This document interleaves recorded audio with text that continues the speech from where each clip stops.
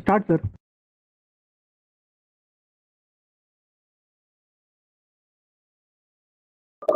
Unmute, sir. Am I audible? Sir. Hello. Yeah. Audible, sir. Yeah. Good evening, my dear friends and students. On behalf of Bangalore branch of SIRC of ICI, and also on behalf of Southern India CA Students Association, it's our great pleasure to organize 4 days mega workshop on bank branch audit starting from today. Friends, for this program in particular, why this bank branch audit for 4 days may be a question. Actually, earlier we used to have only 1 day workshop or 1 day seminar on bank branch audit, but this year our beloved chairman CA BT Shetty wanted to make it as 4 days detailed workshop, keeping in mind certain objectives. Say for example, if I talk about dosa, who does not know dosa in Bangalore, right? Everybody knows dosa. But if you go to the next level, the question comes up, which dosa? Is it masala dosa, or rava dosa, or ragi dosa? You know, there are certain many varieties of dosa. If you go into the nitty-gritties, each dosa has got different features, taste, and also the method adopted in preparing that. Similarly, the moment we talk about audit, who does not know audit? But very important thing is, when it comes to the next level, which audit? Is it bank audit, bank branch audit, or the central statutory audit, or this a corporate audit under the Companies Act? You know, depending upon the different natures of the audit, the requirements will change, the checklist change, the features will change, the objectives will change, everything will change, right? Therefore, when it comes to the bank branch audit in the today's scenario, we felt it is important for us to get into the nitty-gritties and give attention to the minute details to be taken care as part of this audit, so that we will be able to deliver quality audit today. With that in mind, 4 days detail is organized by the branch and jointly with the SICASA today. To conduct this program, co-opted member of SICASA, CA Manjunath Allur, has put a lot of efforts, and today's speaker, the first speaker is CA Kota S. Srinivas, the past chairman of Bangalore branch and also the past chairman of Southern India Regional Council, is one of the well-known speaker also. And on behalf of the Bangalore branch and also on behalf of SICASA and the members, students present here, I extend warm welcome to CA Kota Srinivas. Srinivas sir, warm welcome to you, sir. Thank you, Shivam bhai. Yeah, similarly, you know, Manjunath Allur is a chartered accountant, and he has been involved personally in conducting the SICASA students programs, including the designing and structuring the programs, and also selecting the speakers and the topics and things like that, and a lot of effort has gone into it. Manjunath Allur is instrumental for today's program on behalf of Bangalore branch and also on behalf of all the students here. I extend welcome to Manjunath Allur, sir. Thank you so much, sir. Yeah. So similarly, friends, any program that we conduct, we also should thank all the technical team who have been extending extensive cooperation and support to conduct these programs in a smooth manner. And also I extend warm welcome to each one of you, the students who are the main reason for us to conduct this program. I'm sure this online program as a detailed workshop is supposed to derive a lot of knowledge and experience to all the students, and definitely this is something which is packaged with a lot of practical experience, because right from Kota Srinivas and all other subsequent speakers, including Anand Krishna and Govind Shekhar, Venugopal, all other speakers are having rich experience in this field, and therefore this program is completely packaged with not only the theory of it, but it's more of a practical experience. That's the reason this is going to be very effective program, and it's going to be highly helpful to all the students. I request each one of you to get benefited out of this program. And once again, I welcome each one of you. Thank you very much. And back to our secretary, Doddan Gowda Patil, to take proceedings of the program. Thank you very much.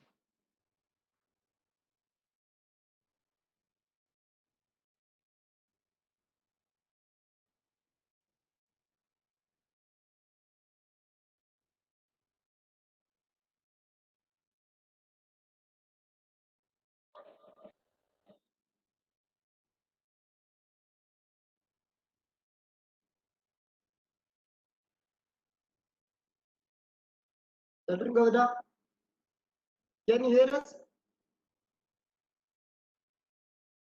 Sir, Doddan Gowda is not at join, sir.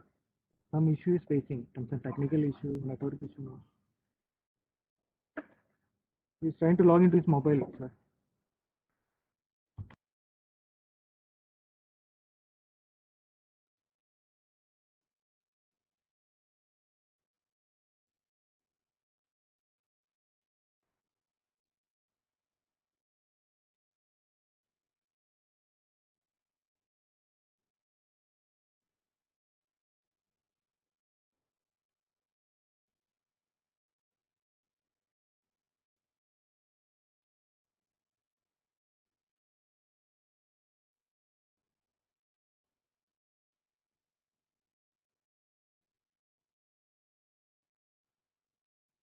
Mr. Patil, can you hear?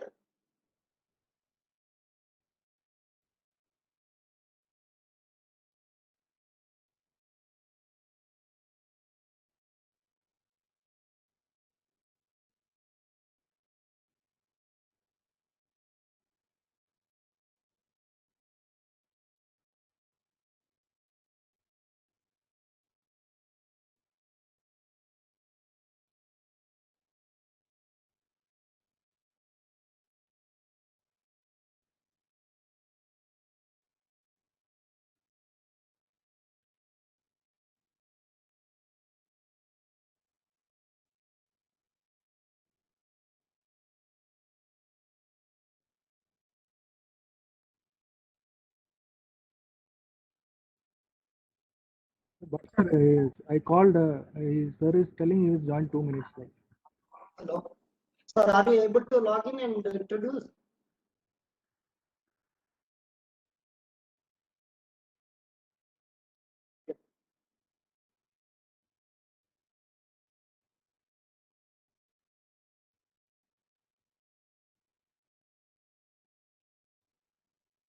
I think our secretary, Doddan Gowda Patil, has got some issue in logging in.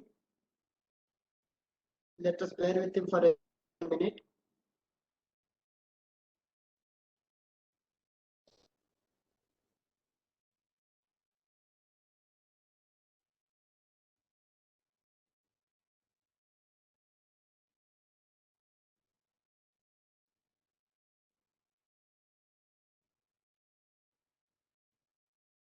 Doddan Gowda, we can't hear you. Can you unmute?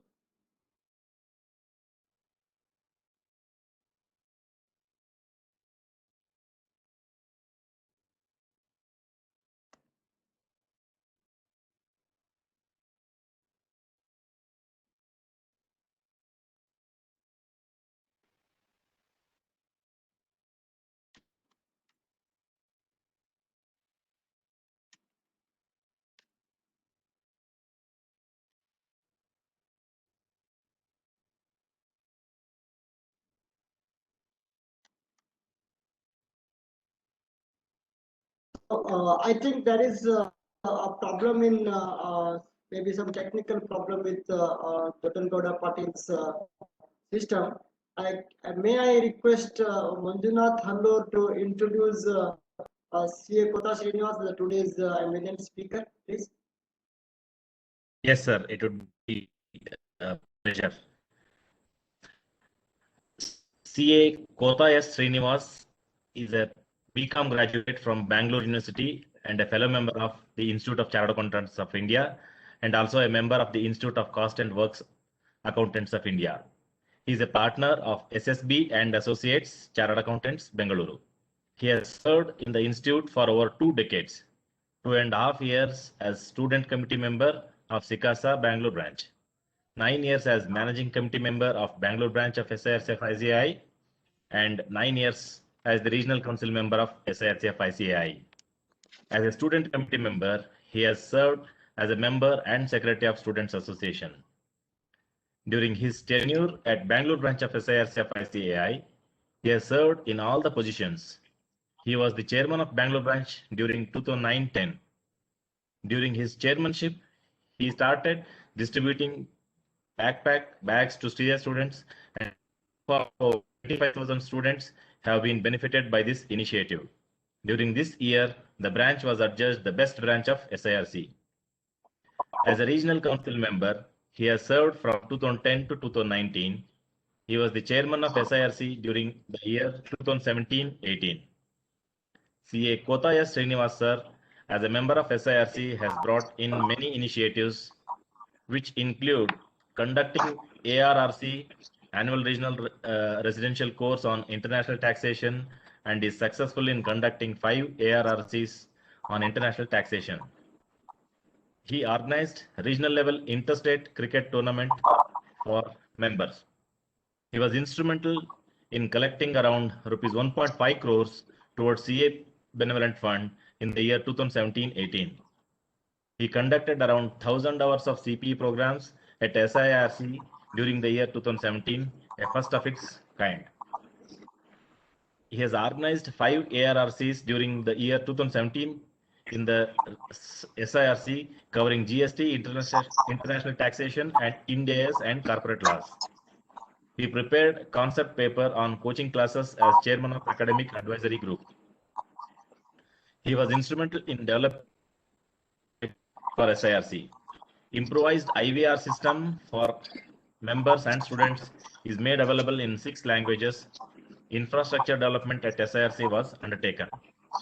Presented papers, various study circle meetings, workshops, seminars, and conferences on the topics covering direct tax and international taxation.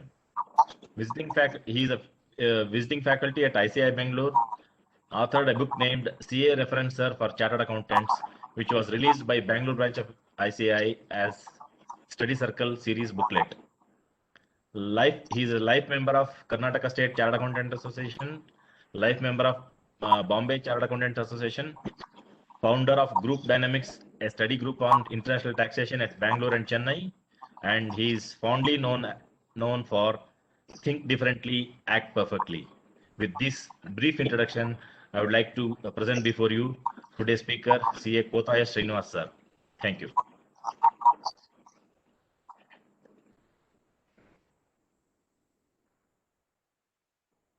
Over to you, sir.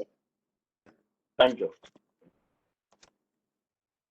Good evening, friends. First of all, let me thank my colleagues, the chairman of SICASA Bangalore branch, Shivaram Bhatt, and also the corporate member Manjunath M. Hallur, who introduced me for the students over here. And also welcome each and every student who have participated in this video conferencing. Because of this pandemic, we are forced to do this video conferencing. Otherwise, it would have been a physical meeting where we could have attended, you people could have attended in the Bangalore branch and we could have addressed you directly. Now, before going to my presentation, let me share the presentation so that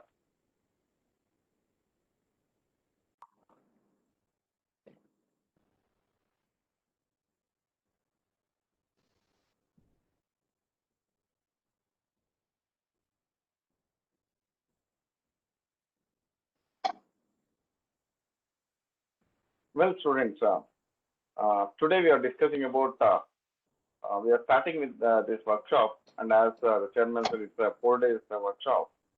And today we are talking about documentation, IRAC norms, and audit planning. Am I audible to all the participants? I request rest of the people to unmute yourself so that there should not be any disturbance. Hello, is it audible? Yes, Yes, sir. sir, You are audible, audible. audible, sir. Okay, okay, okay. So I think I request all of you to unmute so that whenever it is required, you can mute yourself. So today we are talking about documentation, IRAC norms, and audit planning. And tomorrow, I think we are talking about, they'll be discussing about LHR, and then one more speaker will be talking about how to verify the advances. And last day, member will be addressing about how to use Excel in doing the bank audit. When we talk about bank audit, basically it is in most of our offices, I should say more than 90% of our offices, it is not a regular feature that every day in and day out we do bank audit. Of course, now because of this concurrent audit and internal audit, few offices may be doing that on a regular basis, but majority of the offices, we won't do this bank audit except this statutory audit where we do once in a year. And it's a great experience to all the article students to undertake this particular bank audit so that you will have some more exposure and a different type of learning, altogether a different type of learning. So there are various aspects in bank audit, and I'm sure that most of you may be doing this bank audit for the first time, or few of you would have done bank audit in the last year, and maybe second year or third year you may be doing it. But finally, it's your principals or your seniors in the offices who will be finalizing this bank audit. Now, from the students' perspective, I thought I will share with you a few of my thoughts and my experiences, because even I have started doing a bank audit from since 1992 when I was an article student. From that time, I've been doing the bank audit of branches. So whatever little experience I have over past 30 years, I thought I will share with all of you. What all the things we are going to discuss today? First, even though the title was Audit Planning, Documentation, IRAC Norms, I thought I will take audit planning at the end. First, let me complete with documentation, IRAC Norms. First, we will spend some time on banking industry, then get into the documentation, then I will take you through some of the basics of IRAC norms, and finally, I can share my experiences of audit planning with all of you. So banking industry, as you know, like money is considered as a lifeblood of the business. Banking industry is considered the backbone of any economy, as it is essential for sustainable social economic growth and financial stability in the economy as well. So without there being a banking facility, an economy cannot grow. So it is considered as a backbone of any economy. And today, you know, Indian economy is the fifth largest economy in the world, and with the $3 trillion, with the $3 trillion of GDP, we are expecting to grow to $5 trillion GDP, because you know that both our finance minister and the prime minister will be often telling that we are taking our economy to $5 trillion. And of course, it is bound to happen because of this pandemic. Maybe it may take a few more years to reach that particular position. When once we go to 5 trillion economy, we may be the third largest economy in the world. So for that, there should be a support. So for a support is banking industry. So without there being a very strong banking industry, an economy cannot grow. Now we're talking about the bank audit, and we also let us understand some of the types of banks that are there existing in our country as such. First one is a commercial bank. When I talk about commercial banks, basically it's all scheduled banks which comes into our picture immediately. All these nationalized banks which are working, like the main objective of banks initially was to accept deposits and lending advances. That is, you take deposits in the form of SB account, current account, fixed deposit, RD account, and then you make advances. That is, you give loans to the customers. That is the basic objective or a traditional banking business. So all these commercial banks have got this main business of accepting deposits and lending advances. Apart from this, they do various para banking services. So commercial banks, if I say it's all what you call this, all the nationalized banks and all the scheduled banks in our country are considered as a commercial bank. Then we have this regional rural bank. So when it comes to regional rural banks, even though this commercial banks, all these banks got nationalized in the year 1969 with the intention of serving the entire population, that is having their presence not only in the major cities but also in the rural areas. In spite of that, there is something called regional rural bank. This regional rural banks means we have banks which is helping the rural areas and concentrating on rural population. And almost we have around 40 regional rural banks in India, and every state will have one or two regional rural banks. Like we have in Karnataka, two regional rural banks. One is called as Karnataka Gramina Bank, and then Karnataka SICASA Gramina Bank. So this regional rural banks, the main objective of this is to help the rural population, and also work towards this primary sector. Primary sector meaning the agricultural loans or housing loans or MSME sector. So this regional rural banks basically concentrate on small and medium enterprises as well. Then we have another type of banks called cooperative banks. Cooperative banks, of course, it is, I think by this time you must be aware, you would have heard about cooperative banks, wherein it collects the membership. So there will be members or they enroll themselves as a member. It's like a company. Cooperative bank is also like a company where there will be members. So they will get a share in a cooperative bank. There will be members. They come together and they will keep the advances. They will keep the deposit. And whoever wants the loan, the cooperative banks will give advances to those members. So cooperative banks works within a, I should say, within its members. So it collects deposits from the members and also lends advances or gives loans to the members of the cooperative bank. It has got a limited scope of working with respect to the cooperative banks as well. Then we have another type of banks called development banks, called term lending institutions. The main objective of development bank is not to do basic banking activities, but it also does the basic banking activity, but it is not, the initial purpose was not to deal with the end customer. This development bank used to do the finance to the other banks, like other commercial banks or regional rural banks. Some of the examples of development banks are like IDBI, Industrial Development Bank of India, or Industrial Finance Corporation of India, where they will select a particular sector to improve a particular industrial sector in a particular area. They will lend loans to the lead banks in a particular area, and in turn that banks will give loans to the industries in those areas. So it's called as a development bank. Then another type of bank is called as payment bank. Like payment banks, I will not tell you. If I tell one or two examples, you will understand what is payment banks.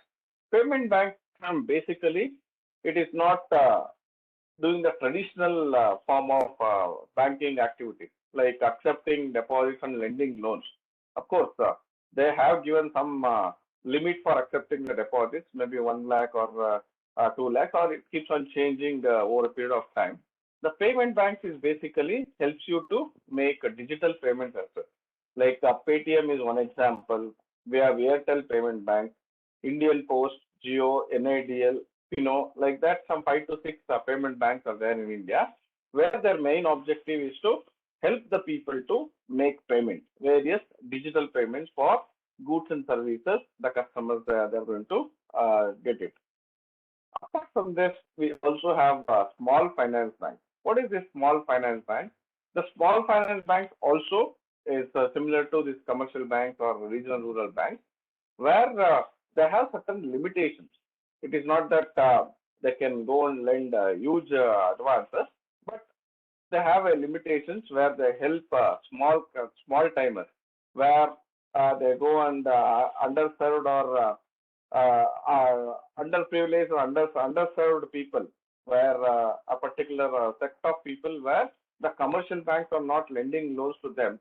The small finance banks will concentrate on those areas and they start lending to those people. And they may also collect advances. It's not that they will not collect advances. They will collect advances and also, collect deposits and also lend loans to small and medium enterprises. It may be a very small part of the society that they will be working with. So small finance banks, few of the examples is Ujjivan Small Finance Bank. Then we have Janalakshmi Small Finance Bank. Like that, some 7 to 8 small finance banks are there presently in India, which will be catering to the needs of various people. Apart from these 6 type of banks, we also have Exim Bank and foreign banks. Foreign banks similar to the commercial banks, but not registered in India. It has come from outside, like Citibank, HSBC, Deutsche Bank, like that. And we have Exim Bank. So these are some of the types of banks that are there present in our economy assets. Then getting into the history of banking industry in India. Banking started in India in 18th century. So the first bank was Bank of Hindustan, which was there from 1770 to 1832. And then we had General Bank of India, which was started in 1786 and it was up to 1791. Then Reserve Bank of India was formed in the year 1935, and it is a central bank of our country which regulates the functioning of banking industry in India. So to control or regulate entire banking industry in India, we will have central bank. Every country will have a central bank, and in India we have a Reserve Bank of India as a central bank of our country, which regulates the functioning of banking industry in India. Then the Banking Regulation Act 1949 is there, which governs the financial statements of banks. And when we talk about audit of national banks, these are governed by Banking Regulation Act 1949, RBI Guidelines, and Companies Act 2013. So this is some of the very few things which I thought I'll share with all of you regarding the banking industry. So it's a what I should say, a precursor to get to know about banking industry. Then we will move on to the other aspects. So now we are talking about the documentation. So one of the part of bank audit is verification of documentation. Let us try to understand what is this, what does documentation means, and other things about documentation. So understanding the documentation, I have just bifurcated this in various heads. One is the purpose of documentation. What is the purpose of documentation? Whether documentation is required or what is the purpose of documentation. Then general documentation requirements, let us understand. Then types of advances. There are various types of advances. Let us also try to understand the types of advances. Nature of security. We have something called primary security and collateral security. Then bank's process and procedure for advances. Nature of borrowing arrangements and reporting requirements under LFAR. So let us try to understand one by one in the next slide. So the purpose of documentation. What is the purpose of documentation? Of course, I think I need not explain to you what do you mean by documentation. Because documentation is a record where there is a contract entered into between two parties to just, it's a document in writing signed by both the parties, which is there for entering into a contract. So what is the purpose of documentation? So one is the name of borrower. So whenever there is a contract between the bankers and the borrower. So this is we are talking about lending of advances. That is when the bank is giving loans to a borrower. What are the documentation the bankers has to take it. First one is the purpose of documentation is name of the borrower. So we should know who is the person who is borrowing. What is his name? So first the purpose of documentation we can understand is we have to know the name of the borrower. Then address of borrower. So just knowing the name of the borrower may not be sufficient. We should also know the address of the borrower. Where is his permanent address? What is his communication address? All those things is required so that in future, if you want to contact him, you should have an address of the borrower. Then status of borrower. When I talk about status of borrower, all of you are aware of Section 231 of the Income Tax Act, which defines person. So there are different types of persons that has been defined in Section 231. So when I talk about status of borrower, we have to understand whether the borrower is an individual or a company or a partnership firm or association of persons, or what is the status of that particular borrower, we should understand. So the purpose of documentation is to know the status of borrower. Then type of loan. So when I talk about loan, there are different types of loans. We will understand that in the future slide. The type of loan that has been given to the borrower. What is the type of loan that a borrower takes and the banker is giving? So that we should understand. Then the amount of loan. What is the amount of loan taken by the borrower? So what is that amount? Whether he has borrowed 50 lakhs, whether he has borrowed 75 lakhs, 60 lakhs, or 1 crore. The amount of loan that has been taken by the borrower, we will know from the documentation. Then terms of loan. When I talk about terms of loan, we should know whether it is a term loan or demand loan, on-demand loan or term loan. And if it is a term loan, what is the period of loan? So suppose if you take a vehicle loan, it would have been given for say 36 months or 48 months. So you will know the period of that particular term loan. Or if it is a housing loan, the type of loan being a housing loan, then it can be 10 years, 15 years, 20 years, or 25 years, depending upon the age of the borrower and is the repaying capabilities and all. So the terms of loan will be defined in the documentation. And finally, acknowledgement by borrower. So after knowing all these things, we have to get the acknowledgement. Acknowledgement in the form of signature by the borrower saying that yes, he has taken this particular amount with all these things. This is my name, this is my address, this is my status, this is the type of loan I have taken and the amount of loan that I have taken, and this is my terms of taking the loan. So I will be repaying this particular loan in so and so number of installments or on demand, whatever it is type of the loan. So that should be acknowledged by the borrower. So the main purpose of documentation is to know all these things. That is name, address, status, type, amount, terms of loan, and then acknowledgement by borrower. Then what are the general documentation requirements? We understood what is the purpose of documentation. Now, what are the documents required?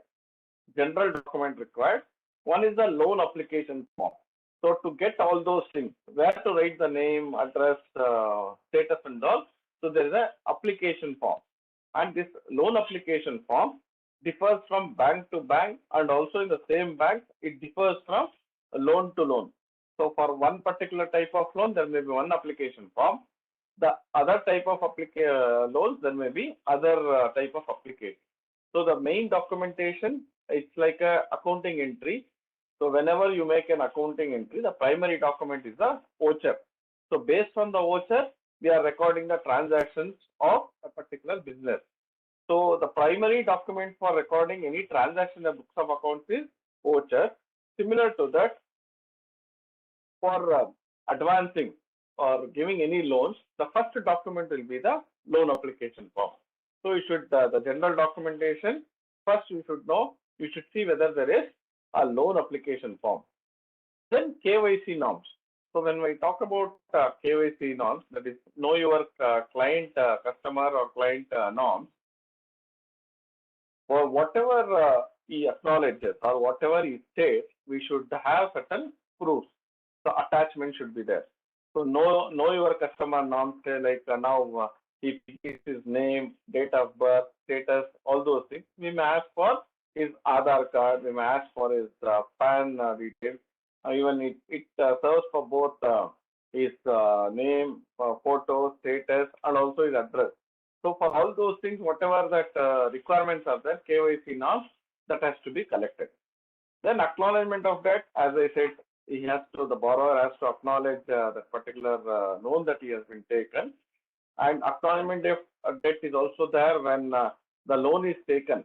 After 3 to 4 years, if still it is outstanding, every 3 years he has to renew that acknowledgement. It's stating that still I owe this much of amount to the banker, so he has to keep renewing that particular acknowledgement of debt.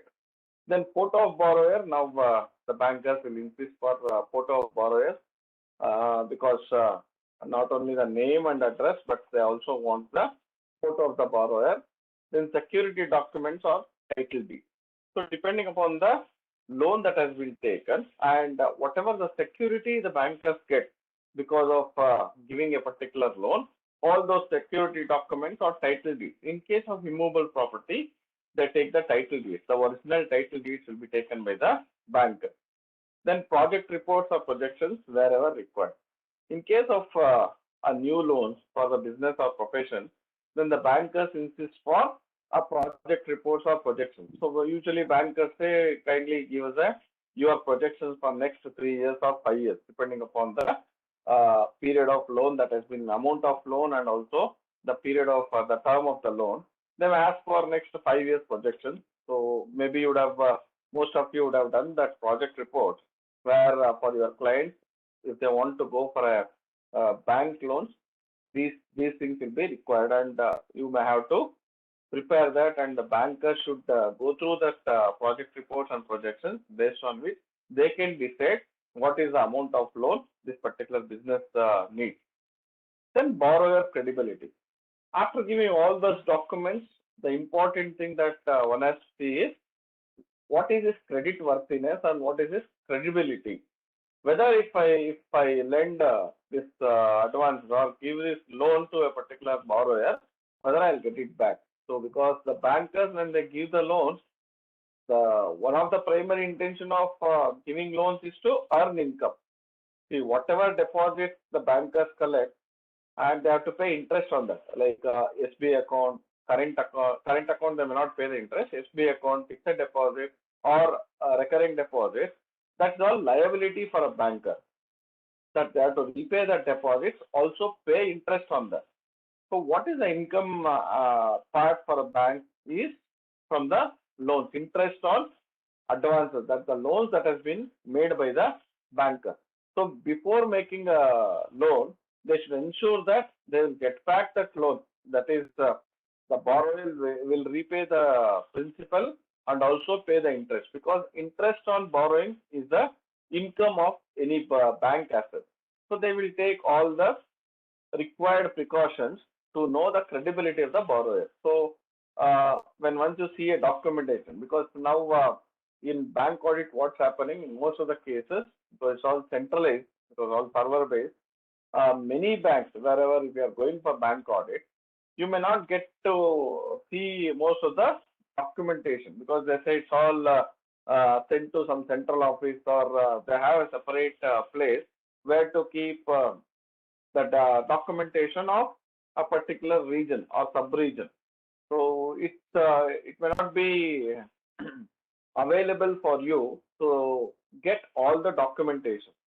But wherever there are new loans that has been issued, even in a particular previous year, you can insist for few documentation, you can get all those documentation. So whenever you go for a bank audit, initially within the first day or within second day, see that which are all the loans for which you require the documentation, and inform the banker, so that if possibility is there, they can get those documents and you can verify all these things. Borrower credibility. Now we have something called CIBIL report, where for any individuals or even I think for firm and companies also you may get this CIBIL report. So you will get the rating. So that is one of the measure to see what is the credibility of a borrower. Then also you can get the income tax returns, like last 3 years income tax returns. You can the bankers will insist. Then they also get some other documents, like some other documents meaning they will say you just give your bank statement for last 6 months or 1 year, and let us see what is your transactions in a particular bank. Say suppose a person who is a salaried employee, he will say that my salary is 1 lakh per month. then banker says, kindly give your bank statement, where we will know that you are getting 1 lakh every month. So past 1 year or 6 months, you get me the bank statement. Similarly, if a businessman says that I have made a turnover of 50 lakhs or 1 crore in the previous year, then also they will insist kindly give the bank statement, where at least they should see there's a transaction of nearing to 50 lakhs or 1 crore, what the person is saying. So for all those things, various documents, civil report, IT returns, and maybe even GST returns are asked. So many things where the bankers may insist to know the credibility of a borrower before lending any advances. So these are some of the general documentation requirements. Apart from this particular loan, they may have additional documentation requirements that every bank, every loan, when you go to the every each and every loan, what are the requirements you should see and ensure that those requirements or those documents are collected by the bankers. Then coming to, we are discussing about advances all this while. Let us understand what are the types of advances. So just made some of the categories of advances. One is sector-wise. When we talk about sector-wise advances, it is priority sector advances and other sectors. When I say priority sector, it includes like agricultural loans, MSME loans, a small housing loan, vehicle loans. All those things are coming under priority sector. Apart from that, any other loans, we consider it as other sector. Then we want to do geography-wise types of advances, advances made within India and advances made outside India. That also one classification we can make. And security-wise. Security-wise, we have secured loans and unsecured loans. Most of the bankers, they won't give any unsecured loans. At least they insist on some amount of security until unless it is a very small amount of loans that has been given by the banker. Otherwise, most of the loans that will be given will be secured loans. There may be situation where initially they give the secured loans, but after a certain period of time, because of deterioration in the value of security, it will become unsecured loans. Otherwise, while issuing the loans, most of the banks, they won't give any unsecured loans. Then we have this financial wise, one is fund-based loans and non-fund-based loans. So let us try to understand some of these things in detail. So types of advances, I said it is fund-based advances and non-fund-based advances. When we talk about fund-based advance, it means that bankers are actually giving a loan, that is in the form of giving money to the borrower. Non-fund-based are those advances where there is no movement of funds, that is the bankers are not giving anything upfront, but they give assurances. It's like an assurance, like they are giving letters of credit, bank guarantee, or letter of comfort, etc. But when it comes about fund-based advances, it talks about term loans, cash credits, overdraft, demand loans, etc. So actually, there is a outflow of money.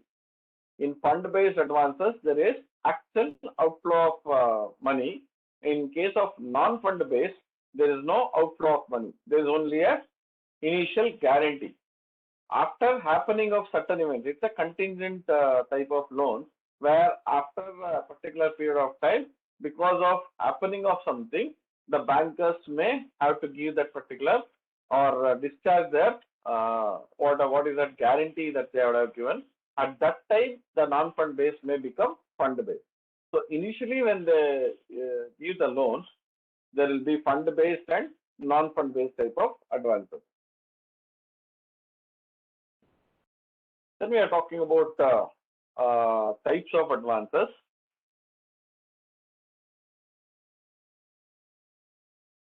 These are some of the advances that we have just listed down. So apart from this, few more advances will be there. Now, if we see what are the types of advances and the documentation required, first one is agricultural loan. So for agricultural loan, what all the documentation required? So say suppose you are going for once you go for a bank audit, there is some agricultural loan given, and you will ask for this particular document to verify the agricultural loan documentation. So what all the things you have to verify? Of course, that general documentation requirements, as we have explained earlier, those things will be there. That loan application form will be there. Then borrowers, KYC norms will be there. Photo, status, all those things will be there. But when it comes to agricultural loan, one thing you should remember is you should understand whether that particular borrower is an agriculturist. That you should ensure whether he is doing agriculture, and if he has taken agricultural loan to do agriculture on his land. For that particular land, you should see whether it is an agricultural land. To know whether that is an agricultural land, you will get some documentation from that village panchayat. So these basic things you should understand. So in agricultural land, you should first ensure that the loan is given to a farmer, and whatever that agricultural land that has been given, it is used for agriculture purposes. So for that, what all the documentation is required, that you have to ensure that is there in the agricultural loan. Then MSME loan, that is for small and medium enterprises. If you are giving for some small and medium enterprises, maybe you have to take that MSME loan certification. So they would have registered with small scale industries. That certificate you should obtain, apart from the general documentation I'm saying. So that certificate you have to obtain. And if it is for what we call this production term loans and all, maybe you should see whether they have given a project report and whether the bankers have taken reasonable care to ensure that the borrower's credibility is proved, so that when once you give a loan, you will get back that amount. So the whatever loan given by the bank, they should get back. Otherwise, it will not become a performing advance. It will become non-performing advance. Then housing loan. Usually housing loan, when once you give, it will be mortgage. The house will be mortgaged, based on which the bankers lend or give this housing loan. So we should ensure that all the original documents of the particular house property, that immovable property, are with the banker. And also, if you see in there is something called encumbrance certificate.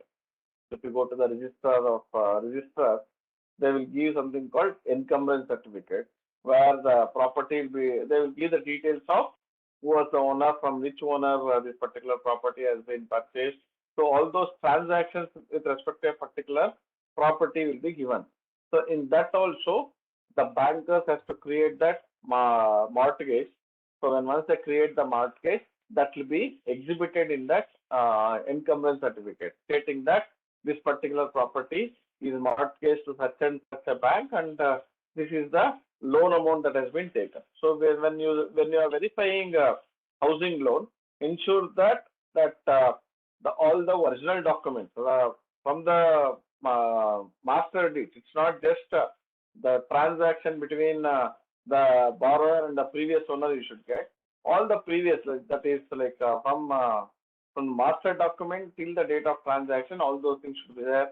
Maybe you should see whether that khata is in the name of the buyer or the borrower.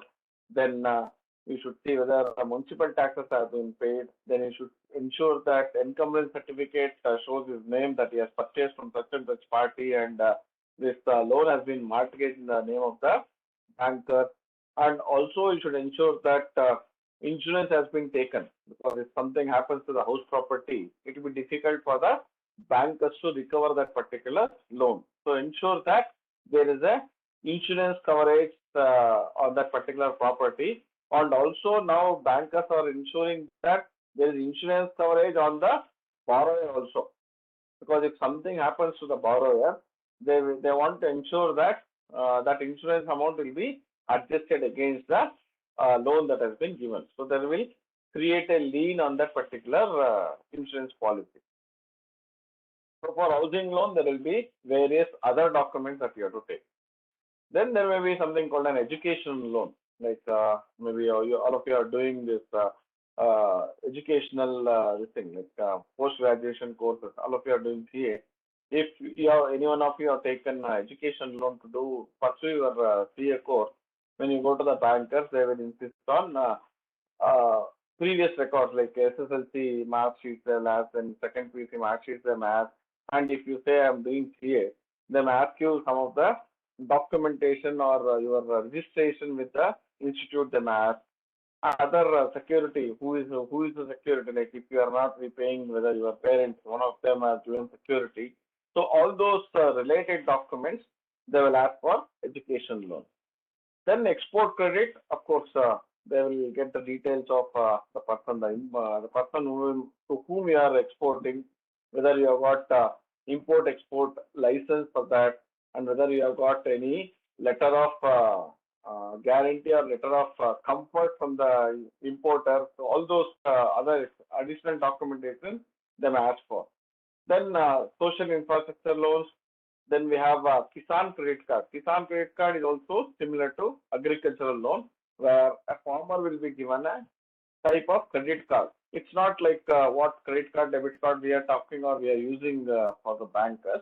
It's like a overdraft facility which will be given to a farmer, where the Kisan credit card is OD facility which has to be renewed every year.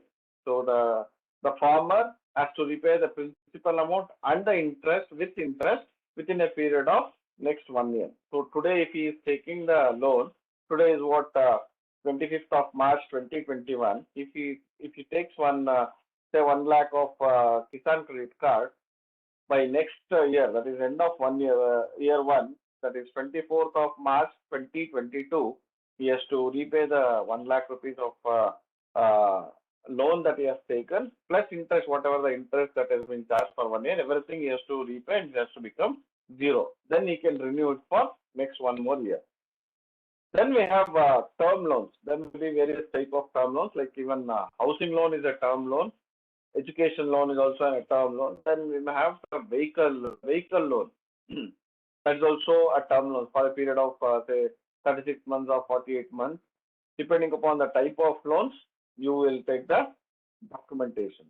Loans against fixed deposits and NSC. So if I have to tell you about loans against the fixed deposits, it's a case where the borrower has he has taken a fixed deposit in a particular bank, and giving that particular fixed deposit, he is taking loan on fixed deposit. So in the same bank, in the same branch, he has got a fixed deposit.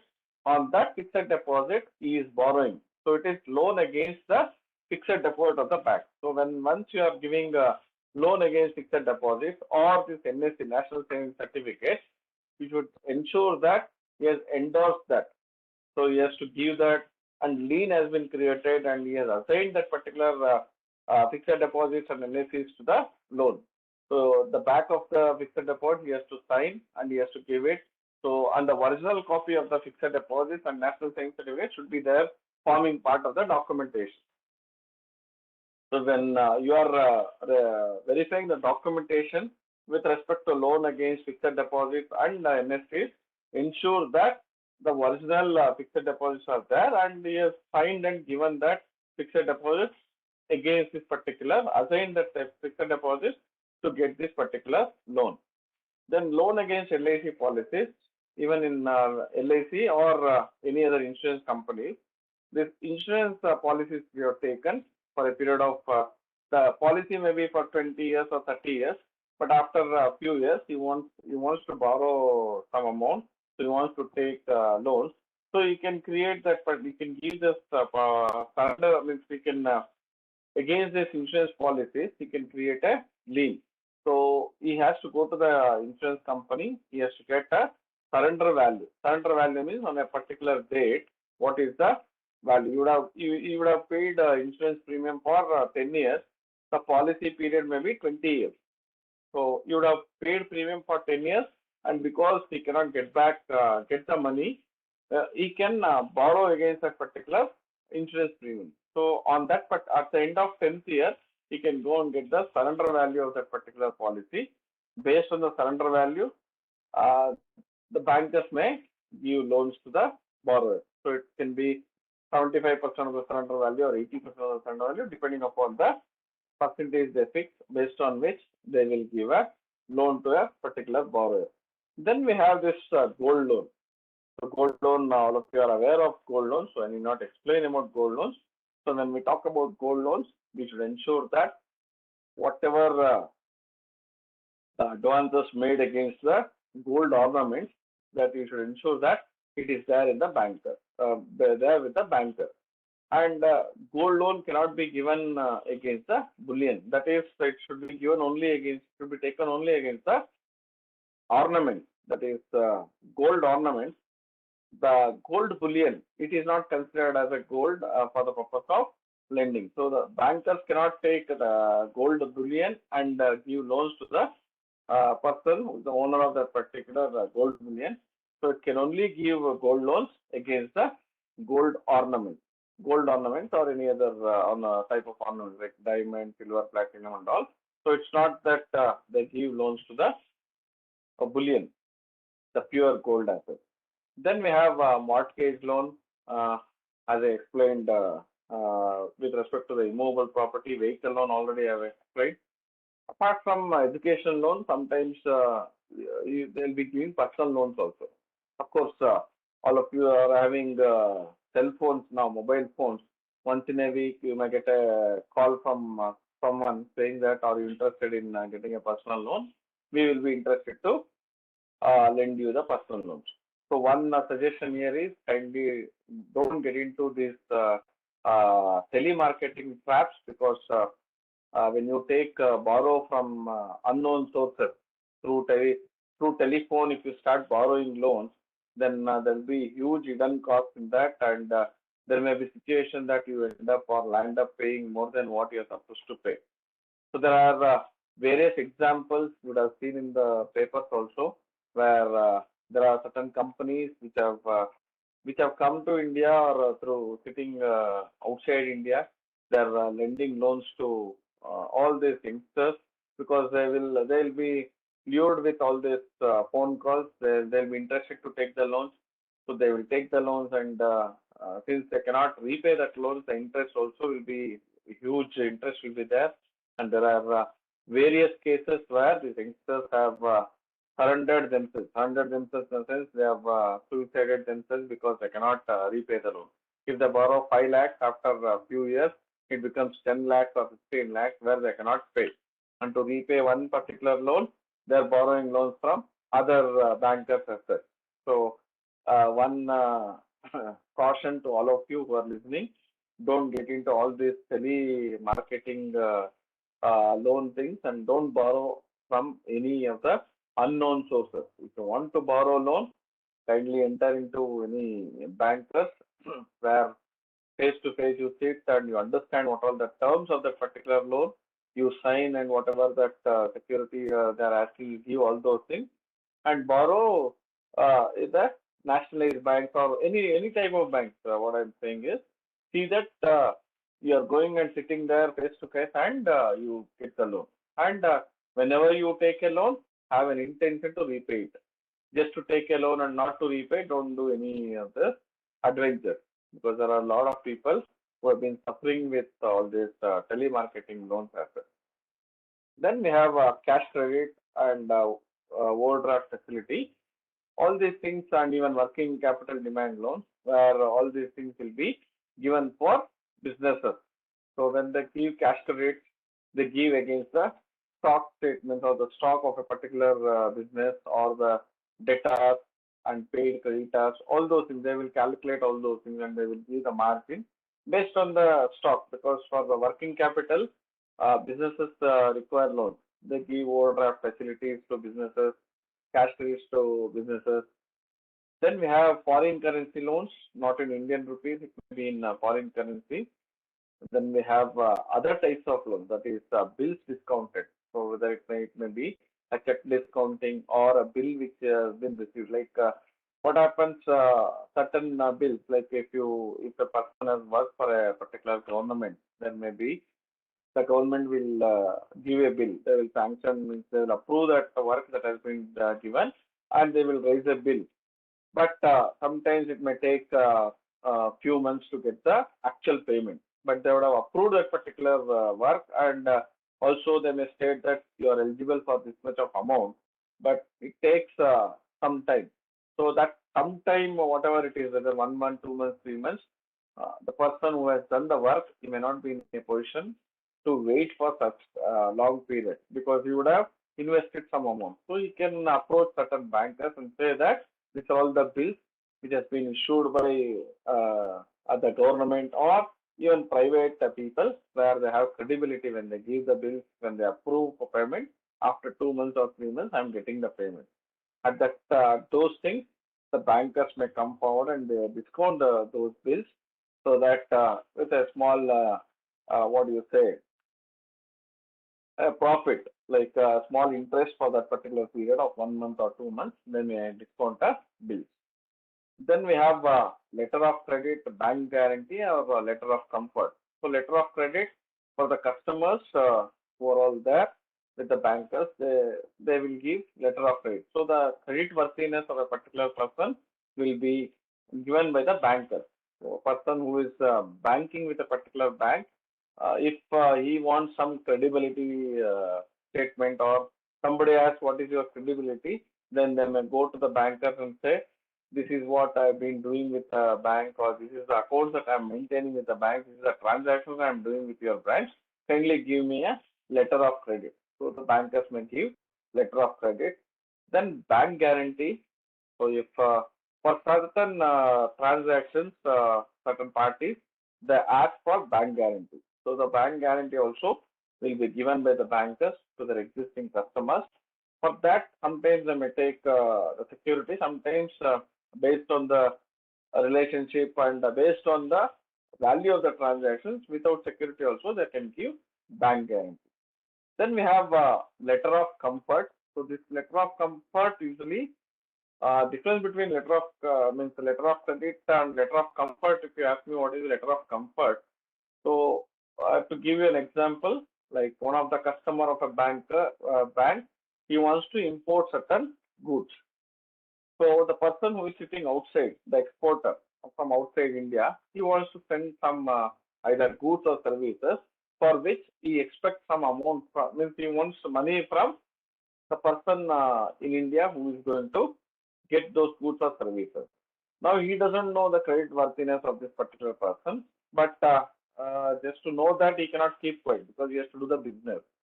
On that particular thing, he may insist the bankers of his country and also to contact the bankers of the importer. The person who is exporting outside India,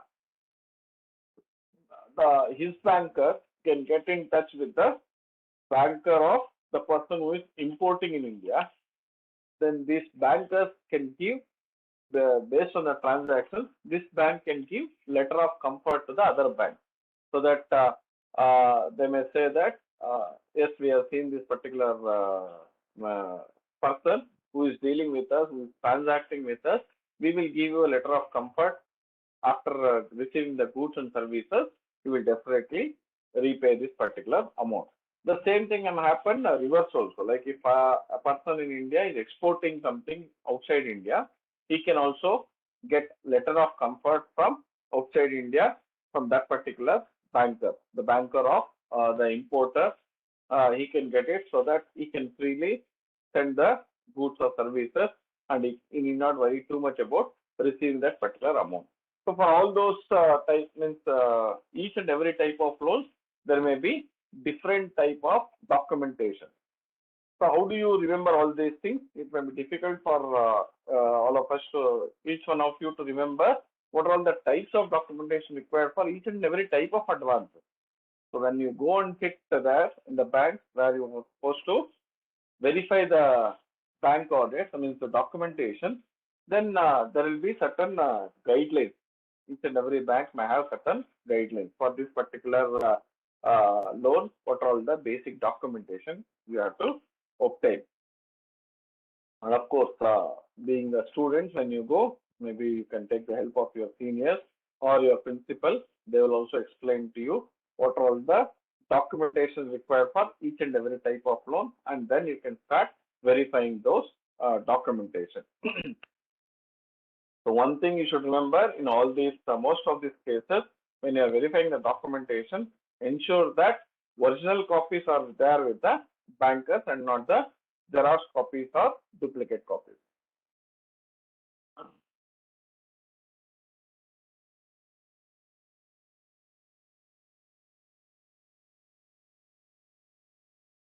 Then after understanding the documentation requirement, now we will go for nature of security. So the nature of security, it may be a primary security or collateral security. So primary security is basically what is the directly related to that particular loan, whatever you take, that's the primary security. Sometimes the bankers may insist on collateral securities. Otherwise, in most of the cases, the primary security will be sufficient. What are the mode of creation of security? First one is mortgage. Mortgage loans means it refers to all immovable property loans. Like I was explaining to regarding this housing loan, where the house will be mortgaged. So in case of all immovable property, the property will be mortgaged to the bankers. So that is the creation of security in the form of mortgage.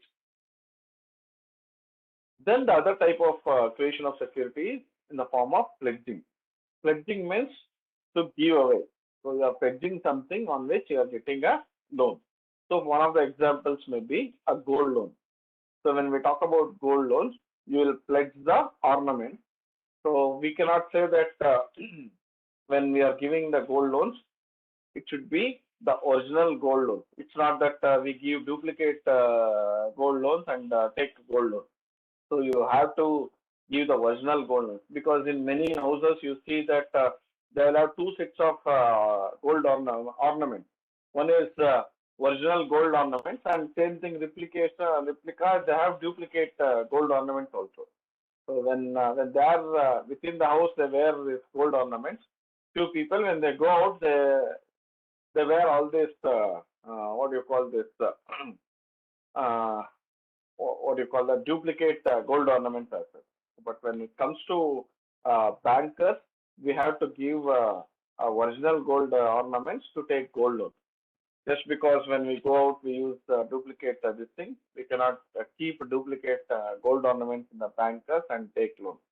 There are certain instances where some of the banks, the fraud would have happened, where they have kept duplicate gold ornaments and they have taken loans. This is hand in glove with even the bankers. There was huge fraud in one of the what do you call this, the district cooperative bank, where almost some 65 crores of gold loans were taken, wherein all the gold loans were taken on duplicate gold ornaments, and in most of the cases there was no ornament also. So when I discuss about audit planning, I'll tell you that when you go for audit, ensure that you verify all the physical verification of gold loans have to be done. How it has to be done, I will explain to you later. So when I give an example of pledge, the example I can give is gold loans. So see that the gold loans will be pledged. Then we have hypothecation mode of creation of security. This will be related to movable property. Like the mortgage, I said about immovable property. Hypothecation can be about for movable property. Movable property may be vehicle. One of the example I can give you is vehicles. So earlier you would have seen. Nowadays we are not seeing so much of that. This particular auto is hypothecated to such and such bank. On the back of the autos, they would have written hypothecated to such and such bank. And in some of the vehicles like buses and all, they would have written hypothecated to such and such bank. So movable property, hypothecation, they will give that title deed or the original documents with the bankers, and they will release the loan.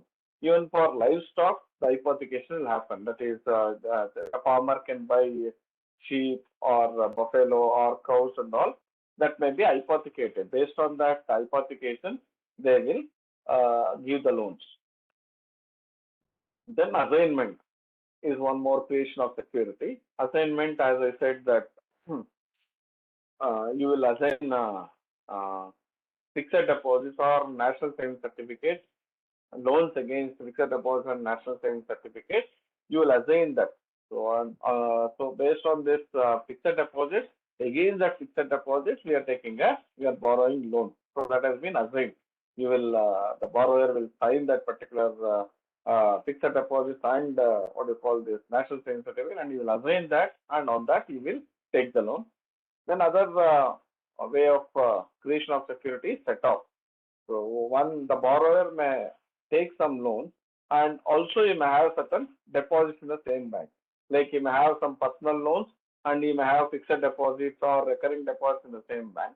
So the bankers may also use this security, and once it matures, they can set off the advances against the deposits against the advances made.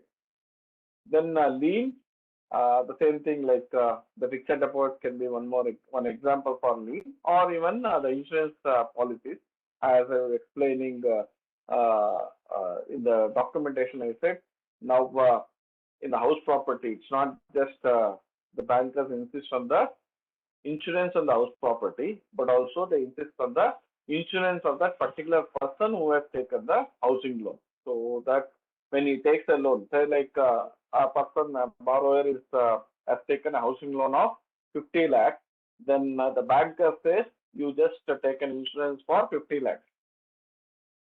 So if you take the insurance policy of 50 lakhs, and he will be the housing loan may be period of 20 years, and the bankers also say you take a insurance policy for a period of 20 years where you keep paying the premium, and let the insurance value may be 50 lakhs. So the bank which gives the housing loan, the amount of loan is 50 lakhs, and the borrower also takes one insurance policy for next 20 years, because that's the term of the loan, and he will take the policy for 50 lakhs, and he keeps paying premium every year. So if in between the the borrower dies, he would have given that particular insurance as a lien to the this particular loan. So something happens in between and he dies, he will be eligible to get 50 lakhs. So on that particular point of time, what is the balance in the loan? They will allocate or take that to that particular banker's loan, and the balance they will give it to the legal heir. So he will create a charge or a lien on that particular insurance policy asset. Then the types of security, like personal security of guarantor. So it's not that for all the loans they ask for guarantor security. In most of the cases, the personal security of the borrower is sufficient. Usually they require guarantor.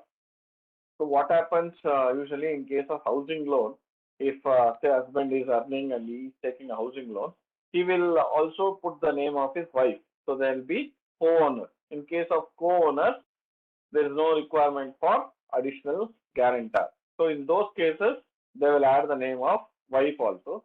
Or similarly, if wife is earning and taking a property, they will also add the name of the husband. So there will be a joint owners. In case of joint owners, because the primary security is a house property, they may not require additional security guarantor. In case of all these salaried employees, all these government employees and all, they will insist on another person to guarantee as a guarantor. So usually the employers or the people, they will only be the guarantor. In case this person who has taken the loan is not repaying, they will attach the salaries and they will recover from the particular employer. Then margin. So in case of certain loans, almost all the loans, there will be certain margins which has been is to be given by the borrower. Say in case of housing loan, if the bankers, if the borrower says I want 50 lakhs of loan, the banker says, no problem, we will give 50 lakhs, but let there be a particular margin or some contribution from the borrower also. It's not that if entire 100% is given by banker, so he may not be interested in repaying also. He will be simply enjoying that particular loan. So bankers insist that there should be some contribution or responsibility from the borrower side also. So they may say, now we will, this is the value of the property, 50 lakhs we will give, but we need a margin of 20% or 25%. So you bring 10 lakh rupees from your side or 12.5 lakh rupees from your side, we will give you 50 lakhs. So he may deposit 10 lakhs in his account or he may give it as a fixed deposit. Usually not a fixed deposit, he will give 10 lakhs and keeping that 10 lakhs, the bankers will release 50 lakhs. So there will be a 20% margin. Similarly, even for working capital, there will have certain percentages. So when you verify that particular documentation, when I said the terms of loan, so there they would have mentioned what is the margin for this particular loan. In case of working capital requirement, they will say this should be the loan. Like your banker says, so the debtors, that is what is receivable, you may take 25%. Then stock minus creditors, that is only paid stock, on that they may give 80%. So something like that they will arrive at the eligibility of a particular person or the borrower. So it depends upon case to case basis. When you go to the application form, you can see that what is the terms of the particular loan, all these margin requirements, everything should be there. So whenever when I'm talking about the documentation, verification of documentation when it comes, you ensure that all the papers are signed by the borrower and also counter signed by the one of the officials of the banker. So each and every page you see that whether it has been properly signed, and application should be completely filled up. Nothing should be left as blank. So if it is not applicable, they should at least write not applicable. So whenever you take an application form, ensure that you read, verify from starting till the end and see that everything has been completely filled in. Then we have securities and other instruments. Like securities means you can borrow loans against shares or fixed deposits. Then goods is there. So sometimes you may have to place that goods and then take a loan. Then gold ornaments already I explained. Life insurance policies I have explained. Immovable properties also I have explained. Then plantations. The standing crop is also a type of security. So they cannot take the plantation, keep in the bank because it's also like an immovable property. So if the banker is giving a loan on immovable property, they cannot ask that immovable property to be brought and kept in the bank. So they cannot because it cannot be moved. So only the title deeds of that particular property can be held by the bankers. The plantation on the standing crops, they can also give loans. That's also a security. So that there may be an agreement between the borrower and the bankers when once this plantation, wherever it is completed and you will get the final product. So when you are selling that, first it has to be adjusted against the loan and balance will go to the borrower. Then banks process and procedure for advances. So while there may be different processes of advances, first one is sanction. So at the time of sanction, what is the process and procedure for advances? The major documentation, whatever we have discussed so far, whatever you understood about the documentation requirement, at the time of sanction of a particular advance, bankers should ensure that major part of the documentation has been taken care. So they will take care of all those documentation requirements. Then at the time of disbursement of a loan, so first one is sanction of a loan. So at that point of time, you take all the major documentation. Then at the time of disbursement of the loan, some of the bankers now insist for post-dated checks. The post-dated checks by the borrower so that their repayment they will take care. Then after disbursement, supervision. So when they talk about supervision of the loan, if it is a business loan where they have given against stock, so they have to insist on the stock statement. Monthly stock statement should be there. So whenever you go for cash credit loans, which has been given against the stock stock and debtors of a particular customer or borrower, we should ensure that every month they are giving the stock statement. So you can also sit and see, take the documentation and see whether the stock statements are there for all the 12 months. So now you are doing the audit for 2021, that is March 20 to April 21. So one of you can take a few of the cash credit accounts and take that particular file, and all these documents should be in the branch itself. It will not be somewhere else. You ask them to give the stock statement of a few major customers of that particular branch and see that whether the stock statement has been received. And there will be some due dates for receiving the stock statement. You ensure that the stock statements are received within the due date. So for the month of April 2020, whether you received the stock statement, May 2020, whether you received the stock statement. Based on the stock statement, what is the eligibility of the particular loan, whether they are within that particular eligibility or they have overdrawn that particular thing. And during the year, you should also ensure that the audited stock, audited financials, if it is under audit or subject to audit, you should ensure whether it is subject to audit or not subject to audit. You should ensure that the financials, the signed financials and income tax returns, all those things are handed over to the banker. Then sometimes inspection also is required. So if it is a huge advances, supervision and inspection, like if you say you would have, it need not be even huge advances, even small advances, like if you have given for a small timer, like if you have given for a vehicle. So there should be an inspection department where they ensure that the vehicle is in good condition, it is running, it is flying. So like that, standing crops may be one of the security, which they cannot keep it within the bank. So they should go and see in frequent intervals whether any work is done on that particular farm, and nature means the standing crops or the crops, the growth of that particular crops can be seen. Apart from this, if they have given other types of loans, they can go on do the inspection. Even they can, even you can also insist to means you can also take some select some big advance of that particular bank.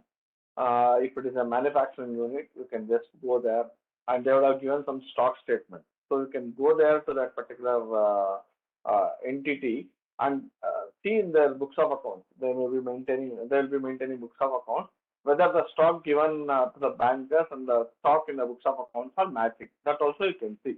So you can say that you can select 3 or 4 big customers. So you can talk to the manager that you would like to go and do the inspection. You would like to go and see the stock.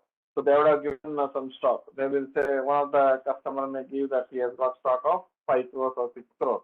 But when once you go to the particular industry, you may find that the stock is only 1 crore or 2 crores. There may be huge difference between the stock statements given to the bankers and actual stocks lying in that particular premises. So all those things you can inspect and you can also give your opinion on these securities as well. Then acknowledgement of debt, as I said earlier also, after 3 years, any debt will get expired. So it has to be renewed. So any advances that has been older for more than 2 to 3 years, more than 3 years, you should ensure that the borrower is coming and acknowledging that particular debt.